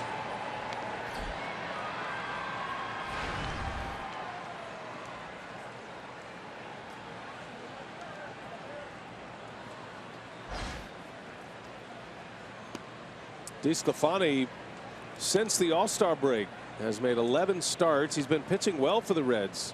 A .330 earned run average. Skipped him 1 time through in the rotation. There's a broken bat. And on a hop, eats up. Phillips, he can't get a handle on it. And Perez is safe. That had some wicked spin. The bat head ended up near the seats down the third base line, and Perez is going to reach. Where it really gets in on the hands, and this is one that Brandon Phillips should have had. That's going to be an error on the Gold Glover. But DeSclafani getting in on the hands of Perez. Look at that bat just blows up. Nothing but the handle left in his hand. And watch the bounce this one takes. Takes a little bit of a left turn on Phillips and not able to handle it. Door is open for the Brewers here with a man on. Arcia at the plate. Error number 14 for Phillips. And let's see if Perez is wanting to run here. Hernan, an excellent base stealer. Perez has 31 for the season. He's only been caught 6 times. Ooh, Arcia had a swing at the fences right there.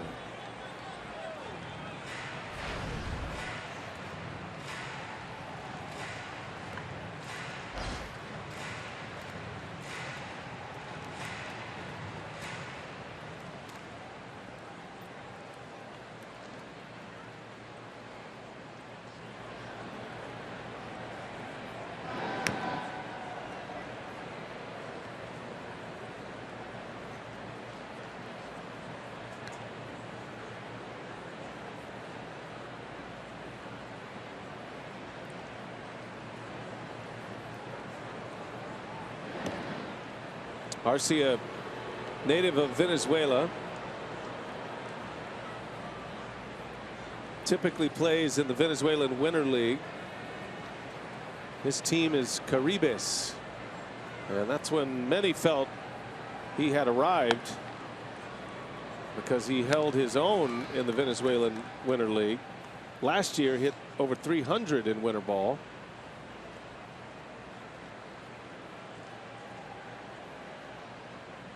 There's a lot of major leaguers that play in the Caribbean in the winter. It's exciting baseball. Pops this one foul and back out of play, coming our way. And you know, he is going to hit in the major leagues. Just going to take some time. There's not too many guys that come up to the minor league. Not too many Chris Bryants and Ryan Brauns in baseball. It's kind of unusual. They have, there's a learning curve. You know, a lot goes into hitting in the major league level. You know, scouting reports. You got to learn pitches. You got to make adjustments, and he's in the process of doing that. If you combine his winter ball stats and his minor league stats, he is a career .282 hitter. There goes Perez. Arcia takes, throw to second is late, and Perez is in with stolen base number 32. Second stolen base of the inning for Milwaukee. They continue to lead the league in that category. Not a big lead, but a good jump. Steals it easily. So Braun and Perez with steals, and the tying run now in scoring position. Arcia with a base hit could square it up. 2-2, and a wave and a miss. Down he goes. Inning is over, but the Brewers do get a run. Chris Carter with an RBI ground out, and it's a 3-2 ball game after 6.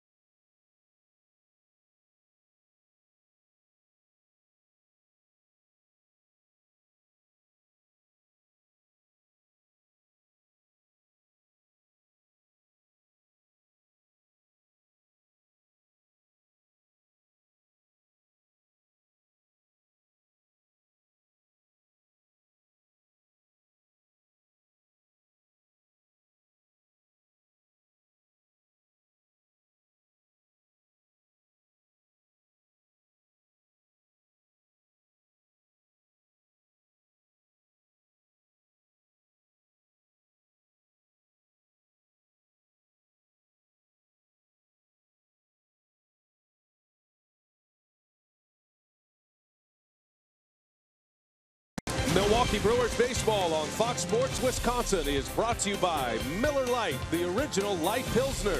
Cheers, it's Miller time. Friday night, Milwaukee, Wisconsin. And the roof is all closed up. Kind of cool out there tonight, about 65 degrees. And a 3-2 Reds lead. They got a 3-run home run from their leadoff man, Jose Peraza, in the 5th. That came off Zach Davies. A mistake Davies would like to have back for sure. Davies was out after 5. And so here we go to the 7th now. Brewers down a run. Carter's driven in both runs tonight. A home run and a ground out and an RBI. DeSclafani's going to carry on. He will lead off this 7th. Ryan Price will want him to try to pitch through the 7th. Ground ball to short. Arcia will wind it up, and there is out number 1.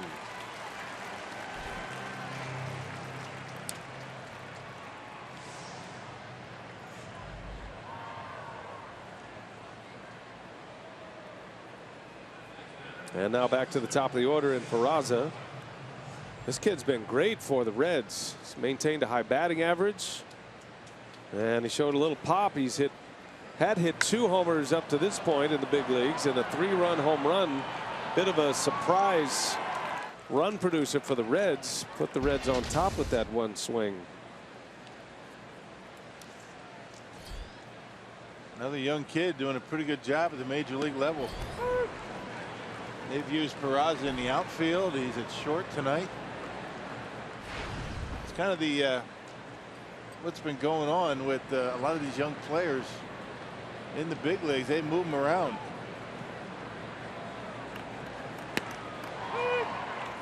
He started at 4 different positions.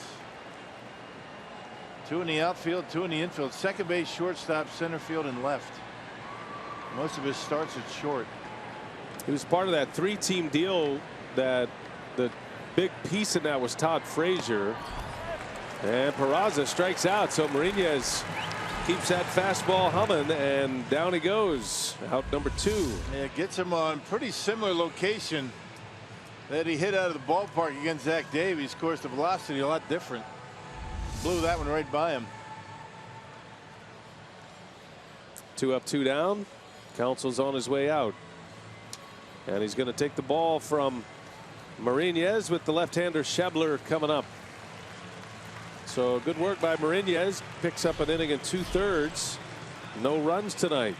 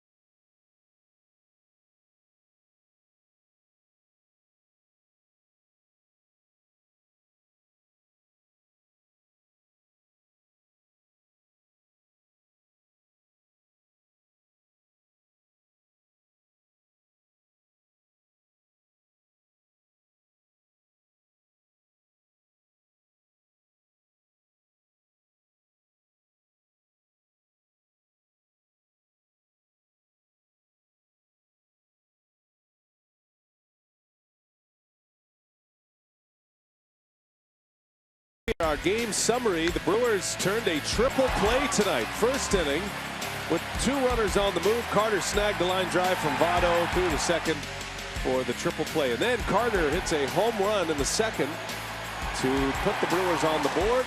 Carter's 38th home run of the year, a new career high. But then Jose Peraza, 3-run homer to give the Reds the lead. And now Brent Suter is on. A pitching change for Milwaukee. With Marinez out, Suter comes on to try to get the final out here. Yeah, two lefties coming up. Craig Counsell decides to go the matchup that's more favorable. Last pitch on Wednesday against Pittsburgh, a scoreless inning. Schebler swings and flies one into left for Braun, and Suter does his job, gets the lefty, and the inning is over. Stretch time at Miller Park. 3-2 Reds. The Brewers are coming to bat.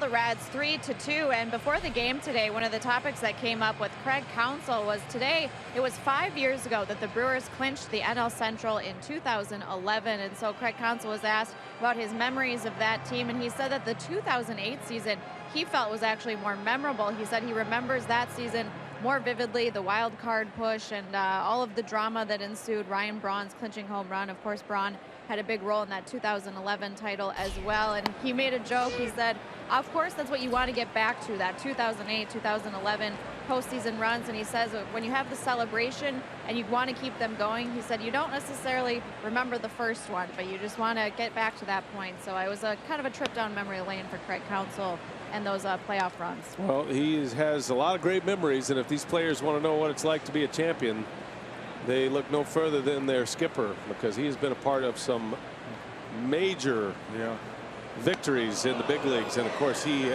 was specifically responsible for one of them, scoring the winning run in a Game 7 of a World Series game with the then Florida Marlins. That iconic image of him stepping on home plate as the Marlins won the World Series.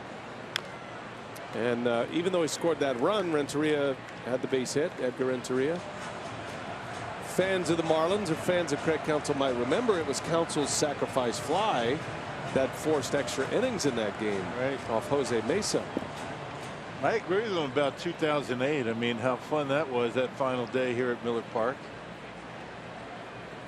Susac into right field. That is going to get down, and to the wall it goes. Susac on his way to second with a double. And there is the tying run to start the inning. Well, went right with it. Yeah, DeSclafani was trying to catch the outside corner, leaked over the plate, and Susac hits a bullet down the line in right. That's a good piece of hitting on a pitch that's away from him. Not exactly where he wanted it. Talking about DeSclafani, but he rips it down the line and cruises into second base with nobody out. Second time the Brewers have had their leadoff hitter on.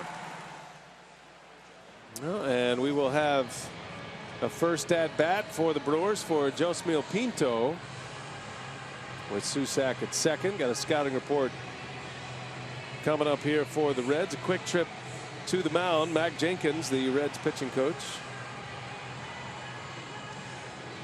I'm sure the nerves are kicking for Pinto.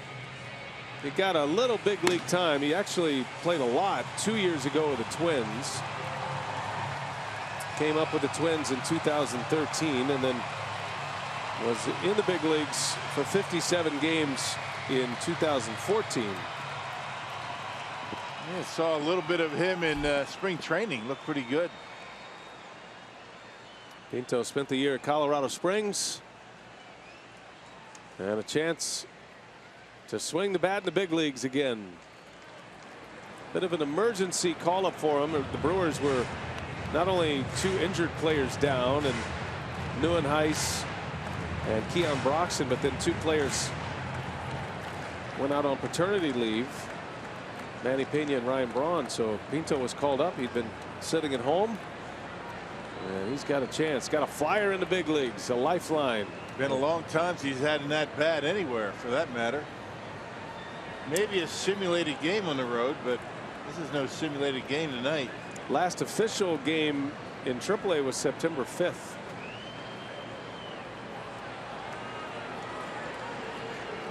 Two and a half weeks ago, and there he stands in the batter's box.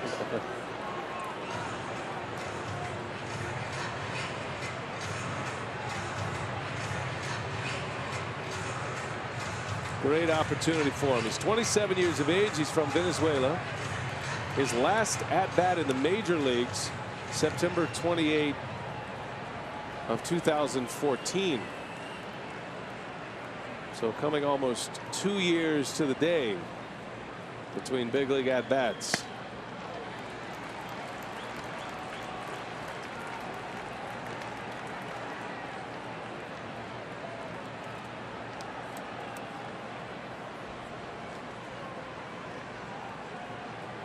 DeSclafani surrendering the leadoff double. Brewers can tie it with a base hit. Outside. 3 balls, no strikes on Pinto.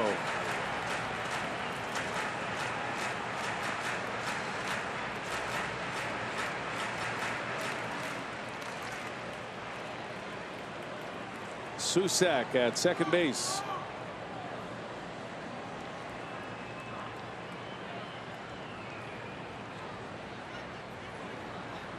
Pinto takes all the way. He takes a strike. At Colorado Springs this year, Pinto hit .308. 11 homers, 51 runs batted in. He just looks like a catcher, doesn't he? Catcher, first baseman. Split time between the 2 positions.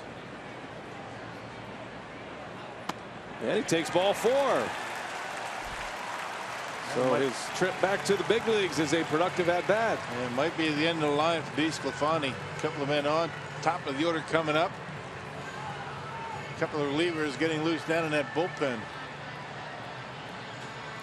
Probably a little bit of pride involved as well. Remember, Brian Price allowed DeSclafani to lead off at the plate last inning, or at the top of this inning, thinking he'd love to get him through 7, but now 2 are on with nobody out, and Price is going to let it ride.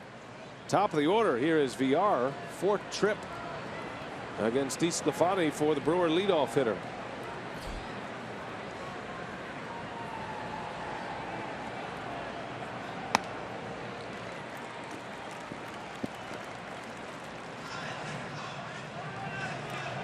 Jonathan is 0 for 3.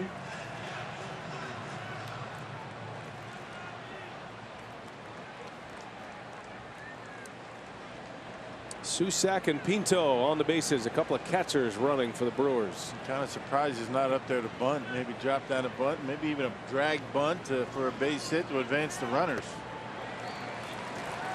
And get that go-ahead run at second base with Jeanette Braun coming up.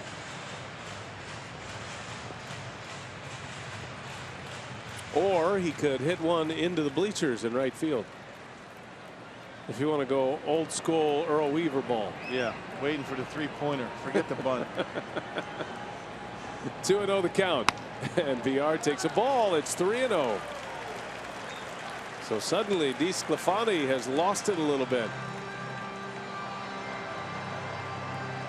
Pitch count at 100 on this next pitch. Price, a former pitching coach. Gonna let it ride. VR takes a strike. So back-to-back hitters to 3-0 counts. And now this will be the action pitch for VR. 3-1, 2 on. Brewers down a run. Bottom of the 7th.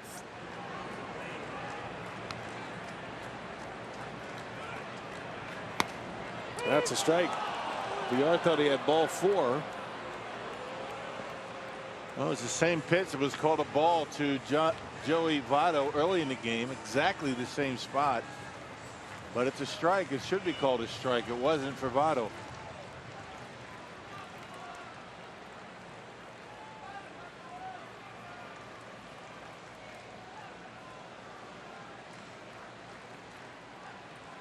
Barnhart going through the signs, multiple signs with a runner at second. And VR takes a ball down and in. The bases are loaded. And now Brian Price has to make a move. A move he didn't want to make. Bases loaded, nobody out. And Scooter Gennett coming up with Braun to follow. Yeah, just maybe trying to squeeze a little bit too much out of DeSclafani. We'll take a timeout. Pitching change coming. The Brewers are threatening down a run.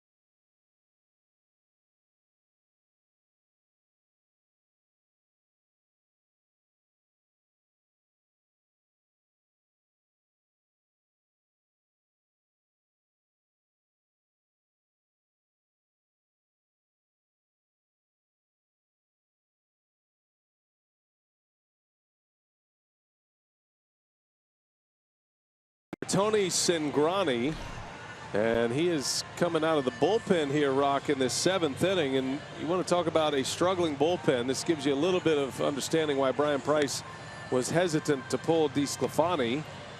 But this is a guy that's been closing games for him at times, and Cingrani is trying to get out of a mess here with the bases loaded and nobody out. He's got 17 saves on the season, and yeah, he's been doing a lot of the closing, but apparently not tonight. And Brian Price using his best left-hander out of the bullpen for Scooter Gennett. It might very well be 1-out, but maybe not. Ryan Braun on deck, if in fact he was their closer. He's got good stuff, throws a lot of fastballs. Well, the emergence of Raisel Iglesias, who is dominant. We saw him in Cincinnati. And Brian Price feeling like this is the moment right here and now. 7th inning. Brings on one of his best relievers, maybe his best reliever. And Gennett takes a ball high. Yeah, been very good against left-handed hitters this year. But so has Scooter Gennett. He's been good against lefties. Gennett hitting .260 against lefties with a couple of homers. Tying run at third base. Outside, ball 2.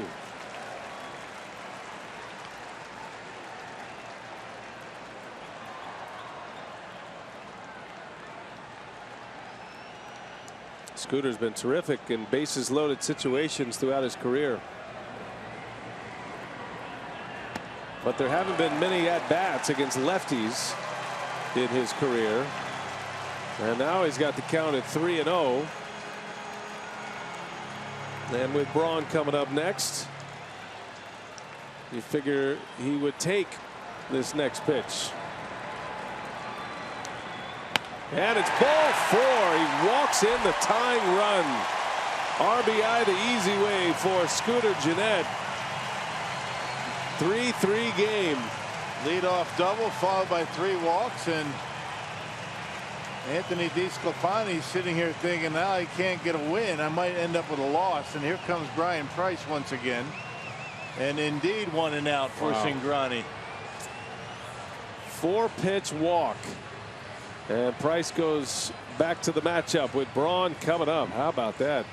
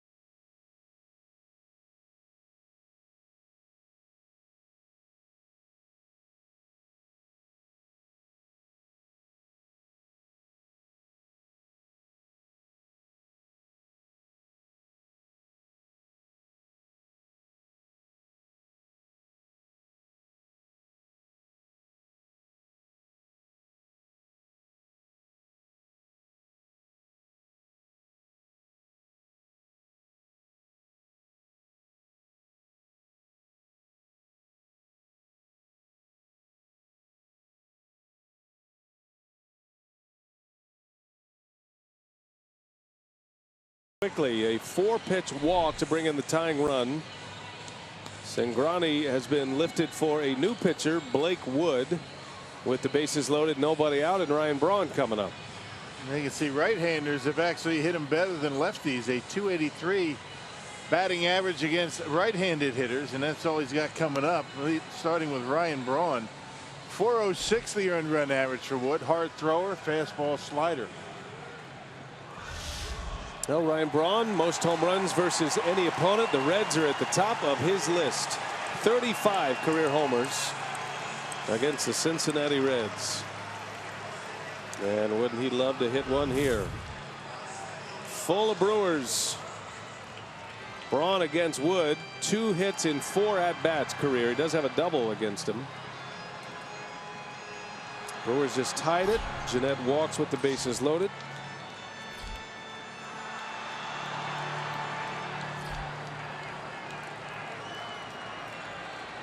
Runner at third is Pinto.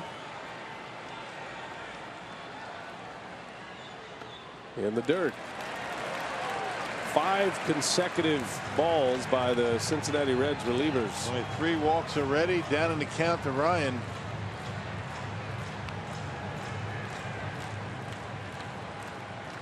A lot of ways to score the run. The Reds have their infield halfway in. So maybe something firm to an infielder they try to turn to, but they're pretty much committed to come to the plate on a ground ball here. And Braun up the middle and a base hit. Pinto's in. VR around third. He's going to try to score. And it's cut off. He's in. Gennett is out at third. It's the first out, but 2-run score, and the Brewers have the lead. It is 5-3 Milwaukee. Well, 2 more RBIs for Ryan Braun and a fastball down the middle. And not a very good throw out there from Schebler. I was kind of surprised that Eddie sent him at third base. Even with VR running. That fastball middle in, and Ryan able to bang it into center field. Now, watch where VR is. He has to get out of the way of the baseball. Schebler has the ball before VR's at third, but look at the throw. Terrible throw, but they get Gennett going to third base. 8-3-5 on the put out for the first out. That leaves Braun, the lone base runner, at first. And here is Chris Carter. The Brewers have taken the lead. It's been a 3-run inning. Braun now with 90 runs batted in for the season.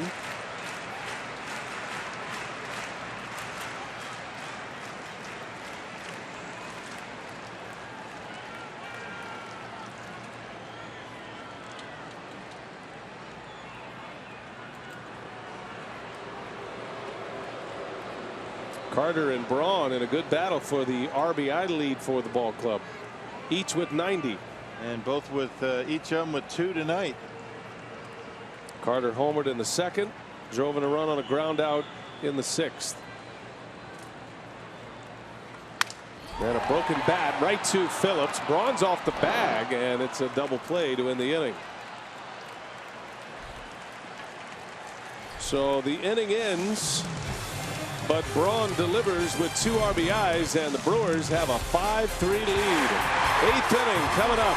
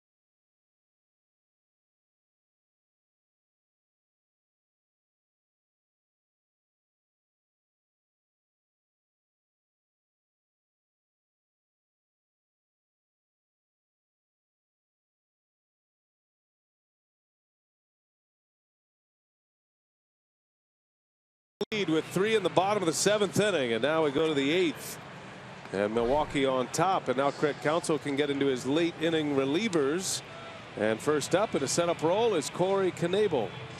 Yeah, 32nd appearance of the season for Corey. He's got a .497 earned run average. He had a stretch of about 3 games. He was really having a difficult time, but he's kind of snapped out of that. Last time out, he pitched last night against the Pirates. Pitched through a scoreless inning, gave up a base hit. And he's got the meat of the Reds order coming up here in the 8th inning. The starter DeSclafani now on the hook for the loss, giving up 5 earned runs in 6 innings. Had given up just 1 through the first 5 innings. Here's Joey Votto. Brewers up 2. And Knebel with that big fastball. Knebel was hitting 98 miles an hour yesterday. First one in there at 95.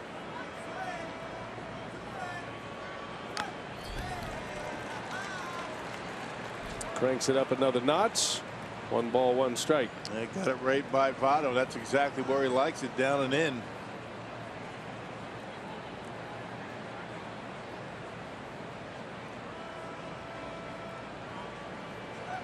There's a curveball, misses. Knebel throws his curveball. He can throw it hard. It is a strikeout pitch for him.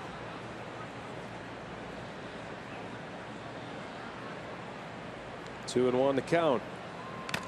Well, a fastball right by him again.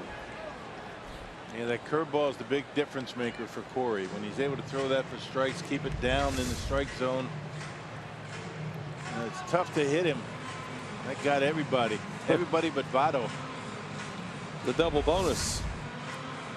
Catcher and umpire.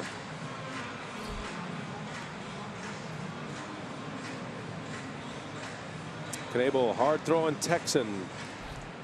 Came through the Tigers organization and traded to the Rangers. Quickly flipped by the Rangers after just a half a season to Milwaukee. 2-2 pitch. Inside, ball 3.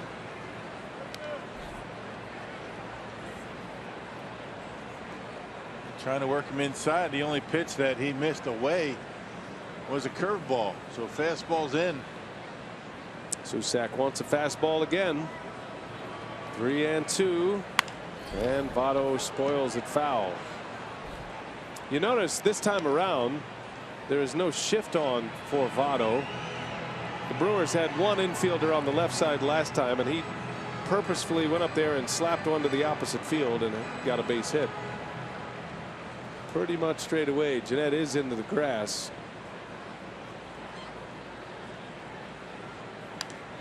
He's staying with the hard stuff, and Votto hasn't shown he can get around on it yet. Corey's just not confident enough in that curveball to throw it on a 3-2 pitch. Last thing he wants to do is walk the leadoff hitter. His best chance of throwing strikes is with the fastball. Full count. Another one comes, and another fastball. Jeanette is there. Votto is out. Knebel just stayed on him with the fastball. Just kept pounding him inside. He just stayed right in there. He didn't leave one out over the plate. A major cluster of fastballs right on that inside corner. Good job by Knebel. One away, and here comes Adam Duvall. These are great matchups here to watch with Knebel, who's trying to establish himself as a late inning specialist against the big bats of the Reds. There's a curveball. He hasn't been able to throw the curveball for a strike yet. These big league hitters are watching that as well. They know the scouting report.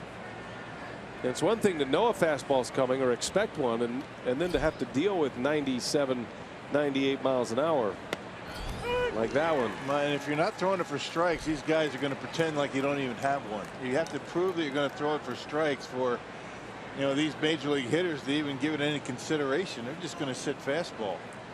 Here comes a curveball. Anything else they just take. Needs to hit with this one, and does. Gets a swing. 1-2 the count.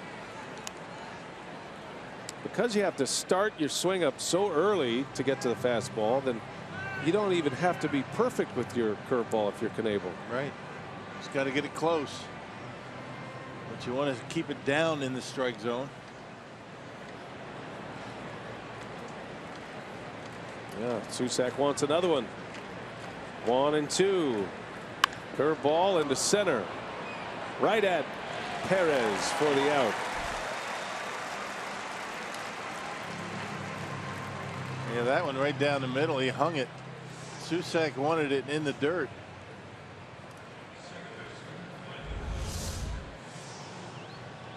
I think Corey, when he threw that, said, "I didn't mean it." And he hit a bullet right at Perez, who didn't have to move.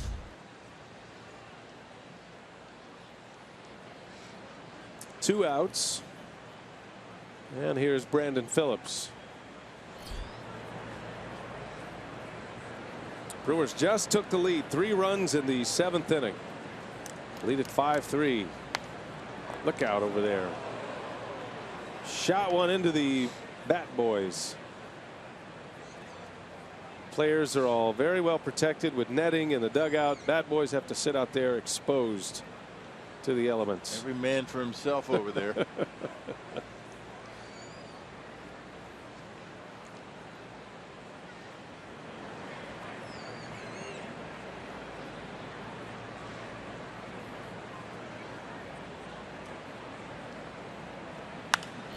In the right field, hit pretty well. Long run. Santana runs it down. Glides as he makes the catch. 3 up and 3 down for Knebel.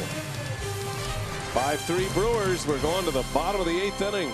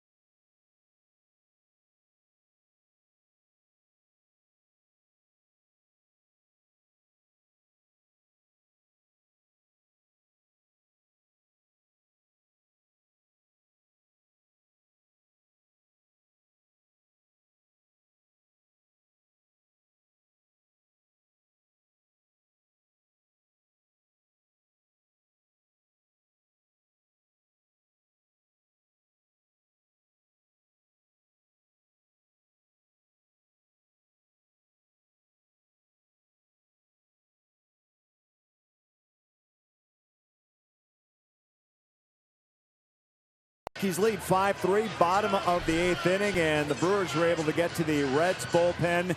One of the worst in the business. The Brewers bullpen completely the opposite, one of the best in the business right now. And if you look, it's kind of been the difference of the game here in the last inning. Yeah, there's no doubt about it. You look what the Brewers bullpen has done since the fifth inning, coming throwing shutout baseball. You look at where Cincinnati has been. Brian Price where sees where his bullpen has been struggling. Maybe went with the starter just a little bit too long, but the Brewer bullpen continues to do a good job. 3 so far, and at this rate, we'll probably see Tyler Thornburg, which has been good news for Milwaukee. But first things first, they got to take care of business here.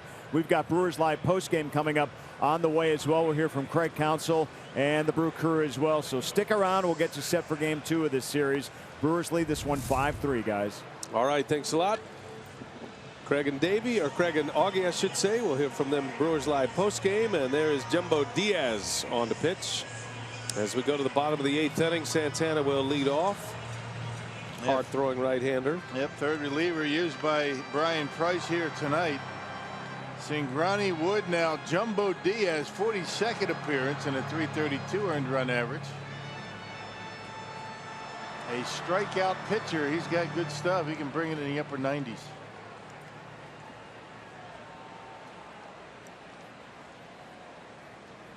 Santana to lead it off. Made that nice running catch to end the last inning.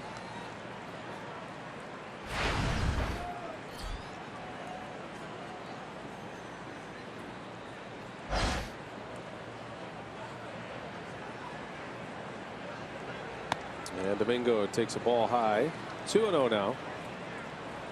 And this Reds bullpen struggling with their command. Got him into big trouble. Brewers scoring 3 last inning. Could have been a whole lot more, actually. The Brewers had base runners, had bases loaded, nobody out. Ran into 2 outs.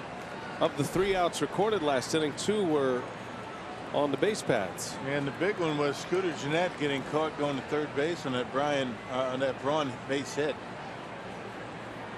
First out of the inning. 2-1 to Santana. Big swing and a miss.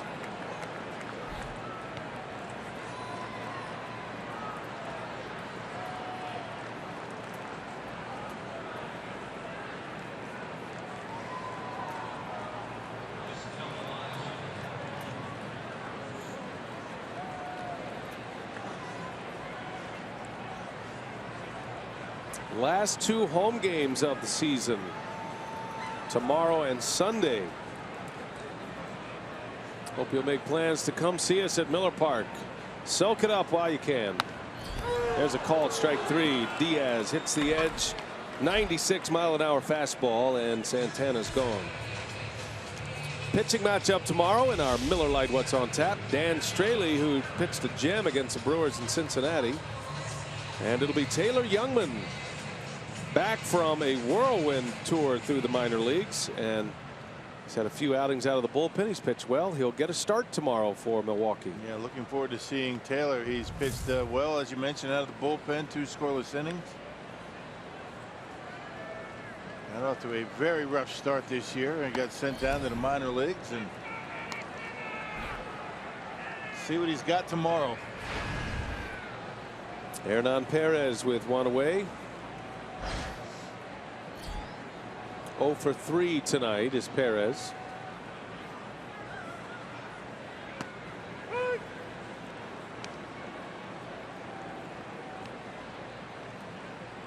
Looking ahead to the Reds' 9th. Suarez, Selsky, and Barnhart. 6, 7, and 8 in their batting order due up. Knebel did the heavy lifting through Votto, Duvall, and Phillips. The big bats retired him in order. Yeah, good to see Knebel able to get a feel for that curveball in that inning. 1-2 the count, and a swing and a miss. Down he goes. Back-to-back Ks for Jumbo. Yep, got Santana on the fastball and Perez on the slider.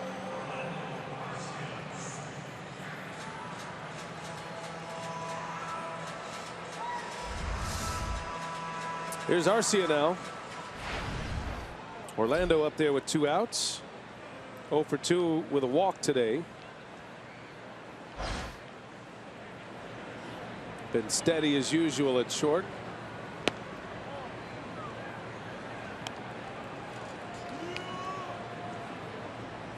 Right now a save situation. Tyler Thornburg preparing in the Brewer bullpen.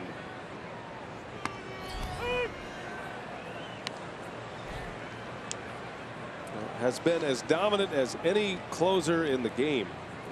Stakes are a little different for the Brewers, I realize that, but Thornburg has been getting the job done. The stakes aren't any different, for Tyler Thornburg when he comes in to close out a game than it is for anybody else. Of course, it means a whole lot more for teams in playoff contention. There's no doubt about that, but he has been terrific. I thought those 2 saves at Wrigley Field against the Cubs were the 2 saves that you look at it and say, can he handle the spot in the heat on the road? And the answer was yes. Yeah, striking out Brian and Rizzo to end the game at Wrigley Field with the tying and winning runs on base. Thornburg's only given up 1 earned run in his last 32 games.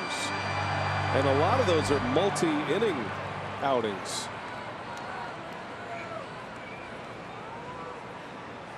Arcia able to lay off. Count evens at 2-2.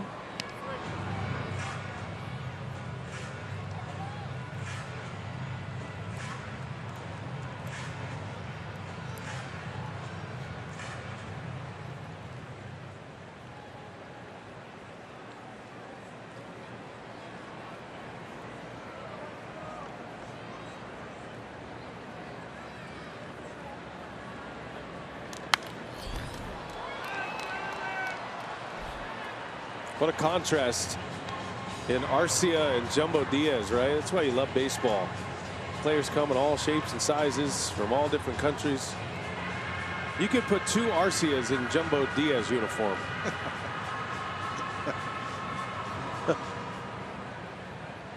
And Jumbo is not even as jumbo as he used to be. Lost a lot of weight. Arcia, that's fair. That's just inside the bag. And Orlando is on his way to second with a double. 2-out double in his first hit of the night. And an insurance run in scoring position for the Brewers. Yeah, it looked like Jumbo left a breaking pitch in, and Arcia able to turn it around. You can see the spin on it. Not very well located up in the zone, and Arcia able to tuck it inside that third base bag and cruises on into second base with a 2-out double. 2 out, 2 strike base hit for the 22-year-old.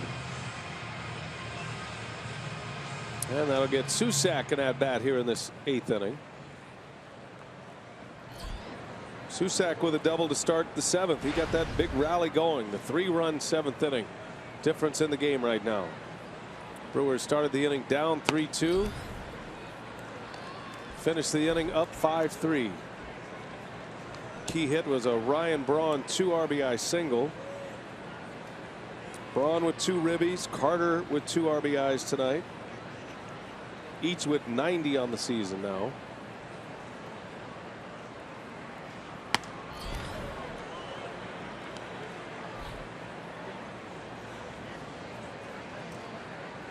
Susac now with 3 hits for the Brewers.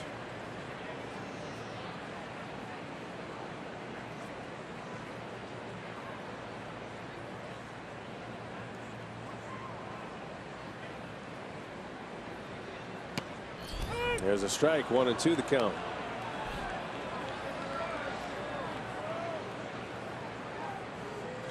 Andrew's going to have a great chance to prove he's an everyday player next season. Get to spring training. There's going to be some competition for that catching job next year. That has not been the case for a while with all-star Jonathan Lucroy in place.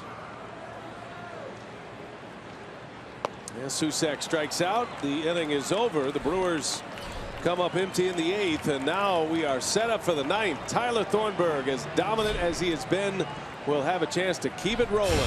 Save opportunity coming up for Thornburg. Brewers lead by 2 as we go to the 9th.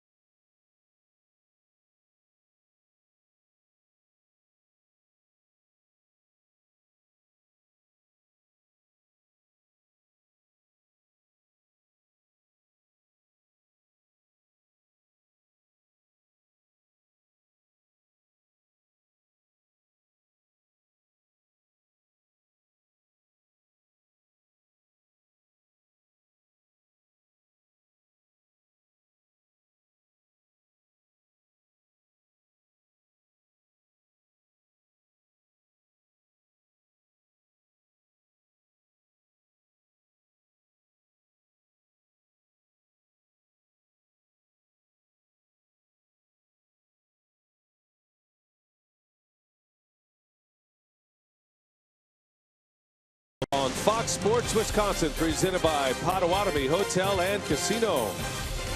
We go to the 9th. Reds are coming up. Brewers with a 5-3 lead, and Tyler Thornburg trying to make it saves in back-to-back games, looking for number 14 here tonight. And numbers for Tyler. Look at the strikeouts. I mean, 84 punch outs and just shy of 64 innings of work, a 142 ERA. Opponent batting average. Well, the ERA not much different, is it? 155. Outstanding work since June 22nd. A paltry earned run average.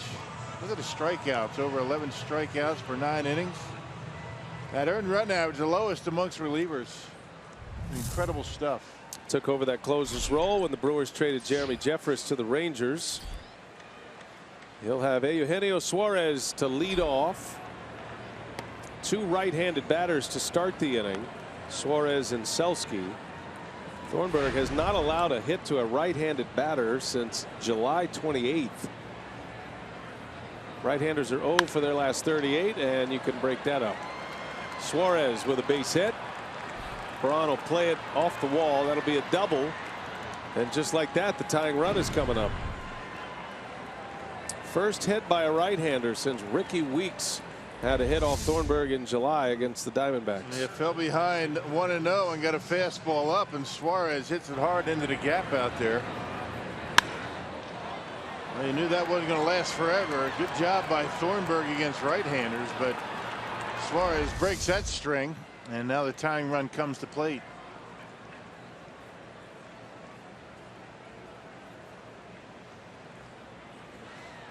It'll be Steve Selski, who's 1 for 3, single and a run scored tonight.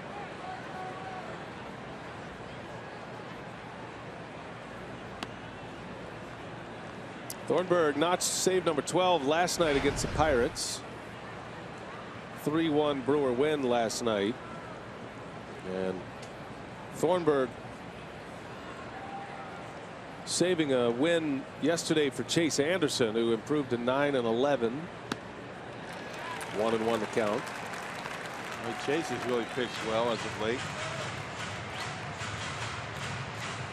Thornburg only threw 13 pitches last night. Faced 4 batters, not the save.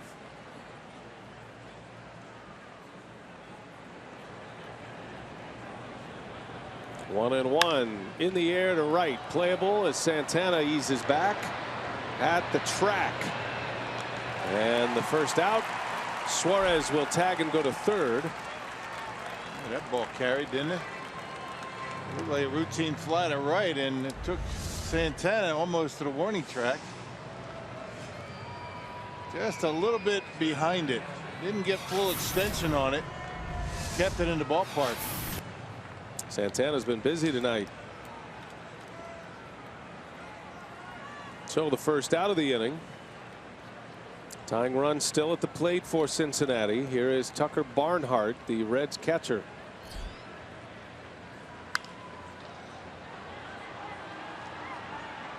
Starting to see this a little bit more from the opponent when Thornburg is on the mound. Early swings and counts. So the book is out that Thornburg is a strike thrower. That's typical for closers, but when Thornburg first took over the role, there was a feeling out process to see how he'd handle it by big league hitters. There's a roller over to first. Carter gobbles it up. A race to the bag, and it's in time for the out. A run does score. That's an earned run on Thornburg's line, but the second out of the inning. The bases are empty now.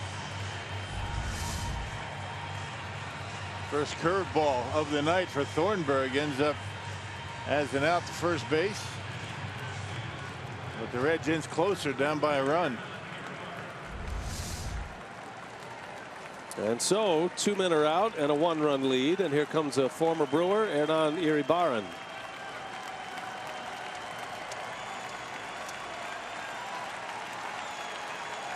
Crowd of over 35,000 rising to their feet, and Thornburg is in there with a strike.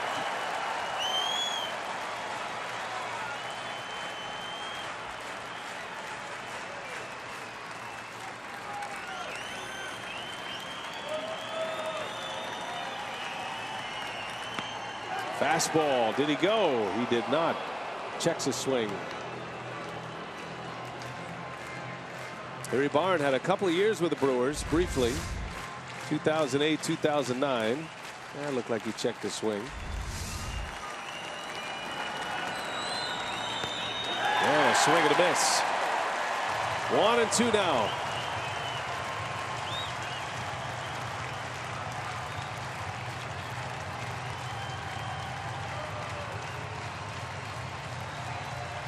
Tyler Thornburg a strike away from save number 13.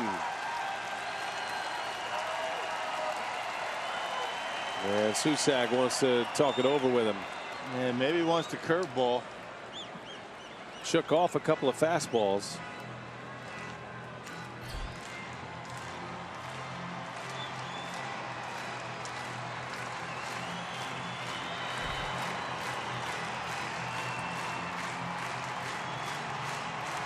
Thornburg giving up a run here in this inning.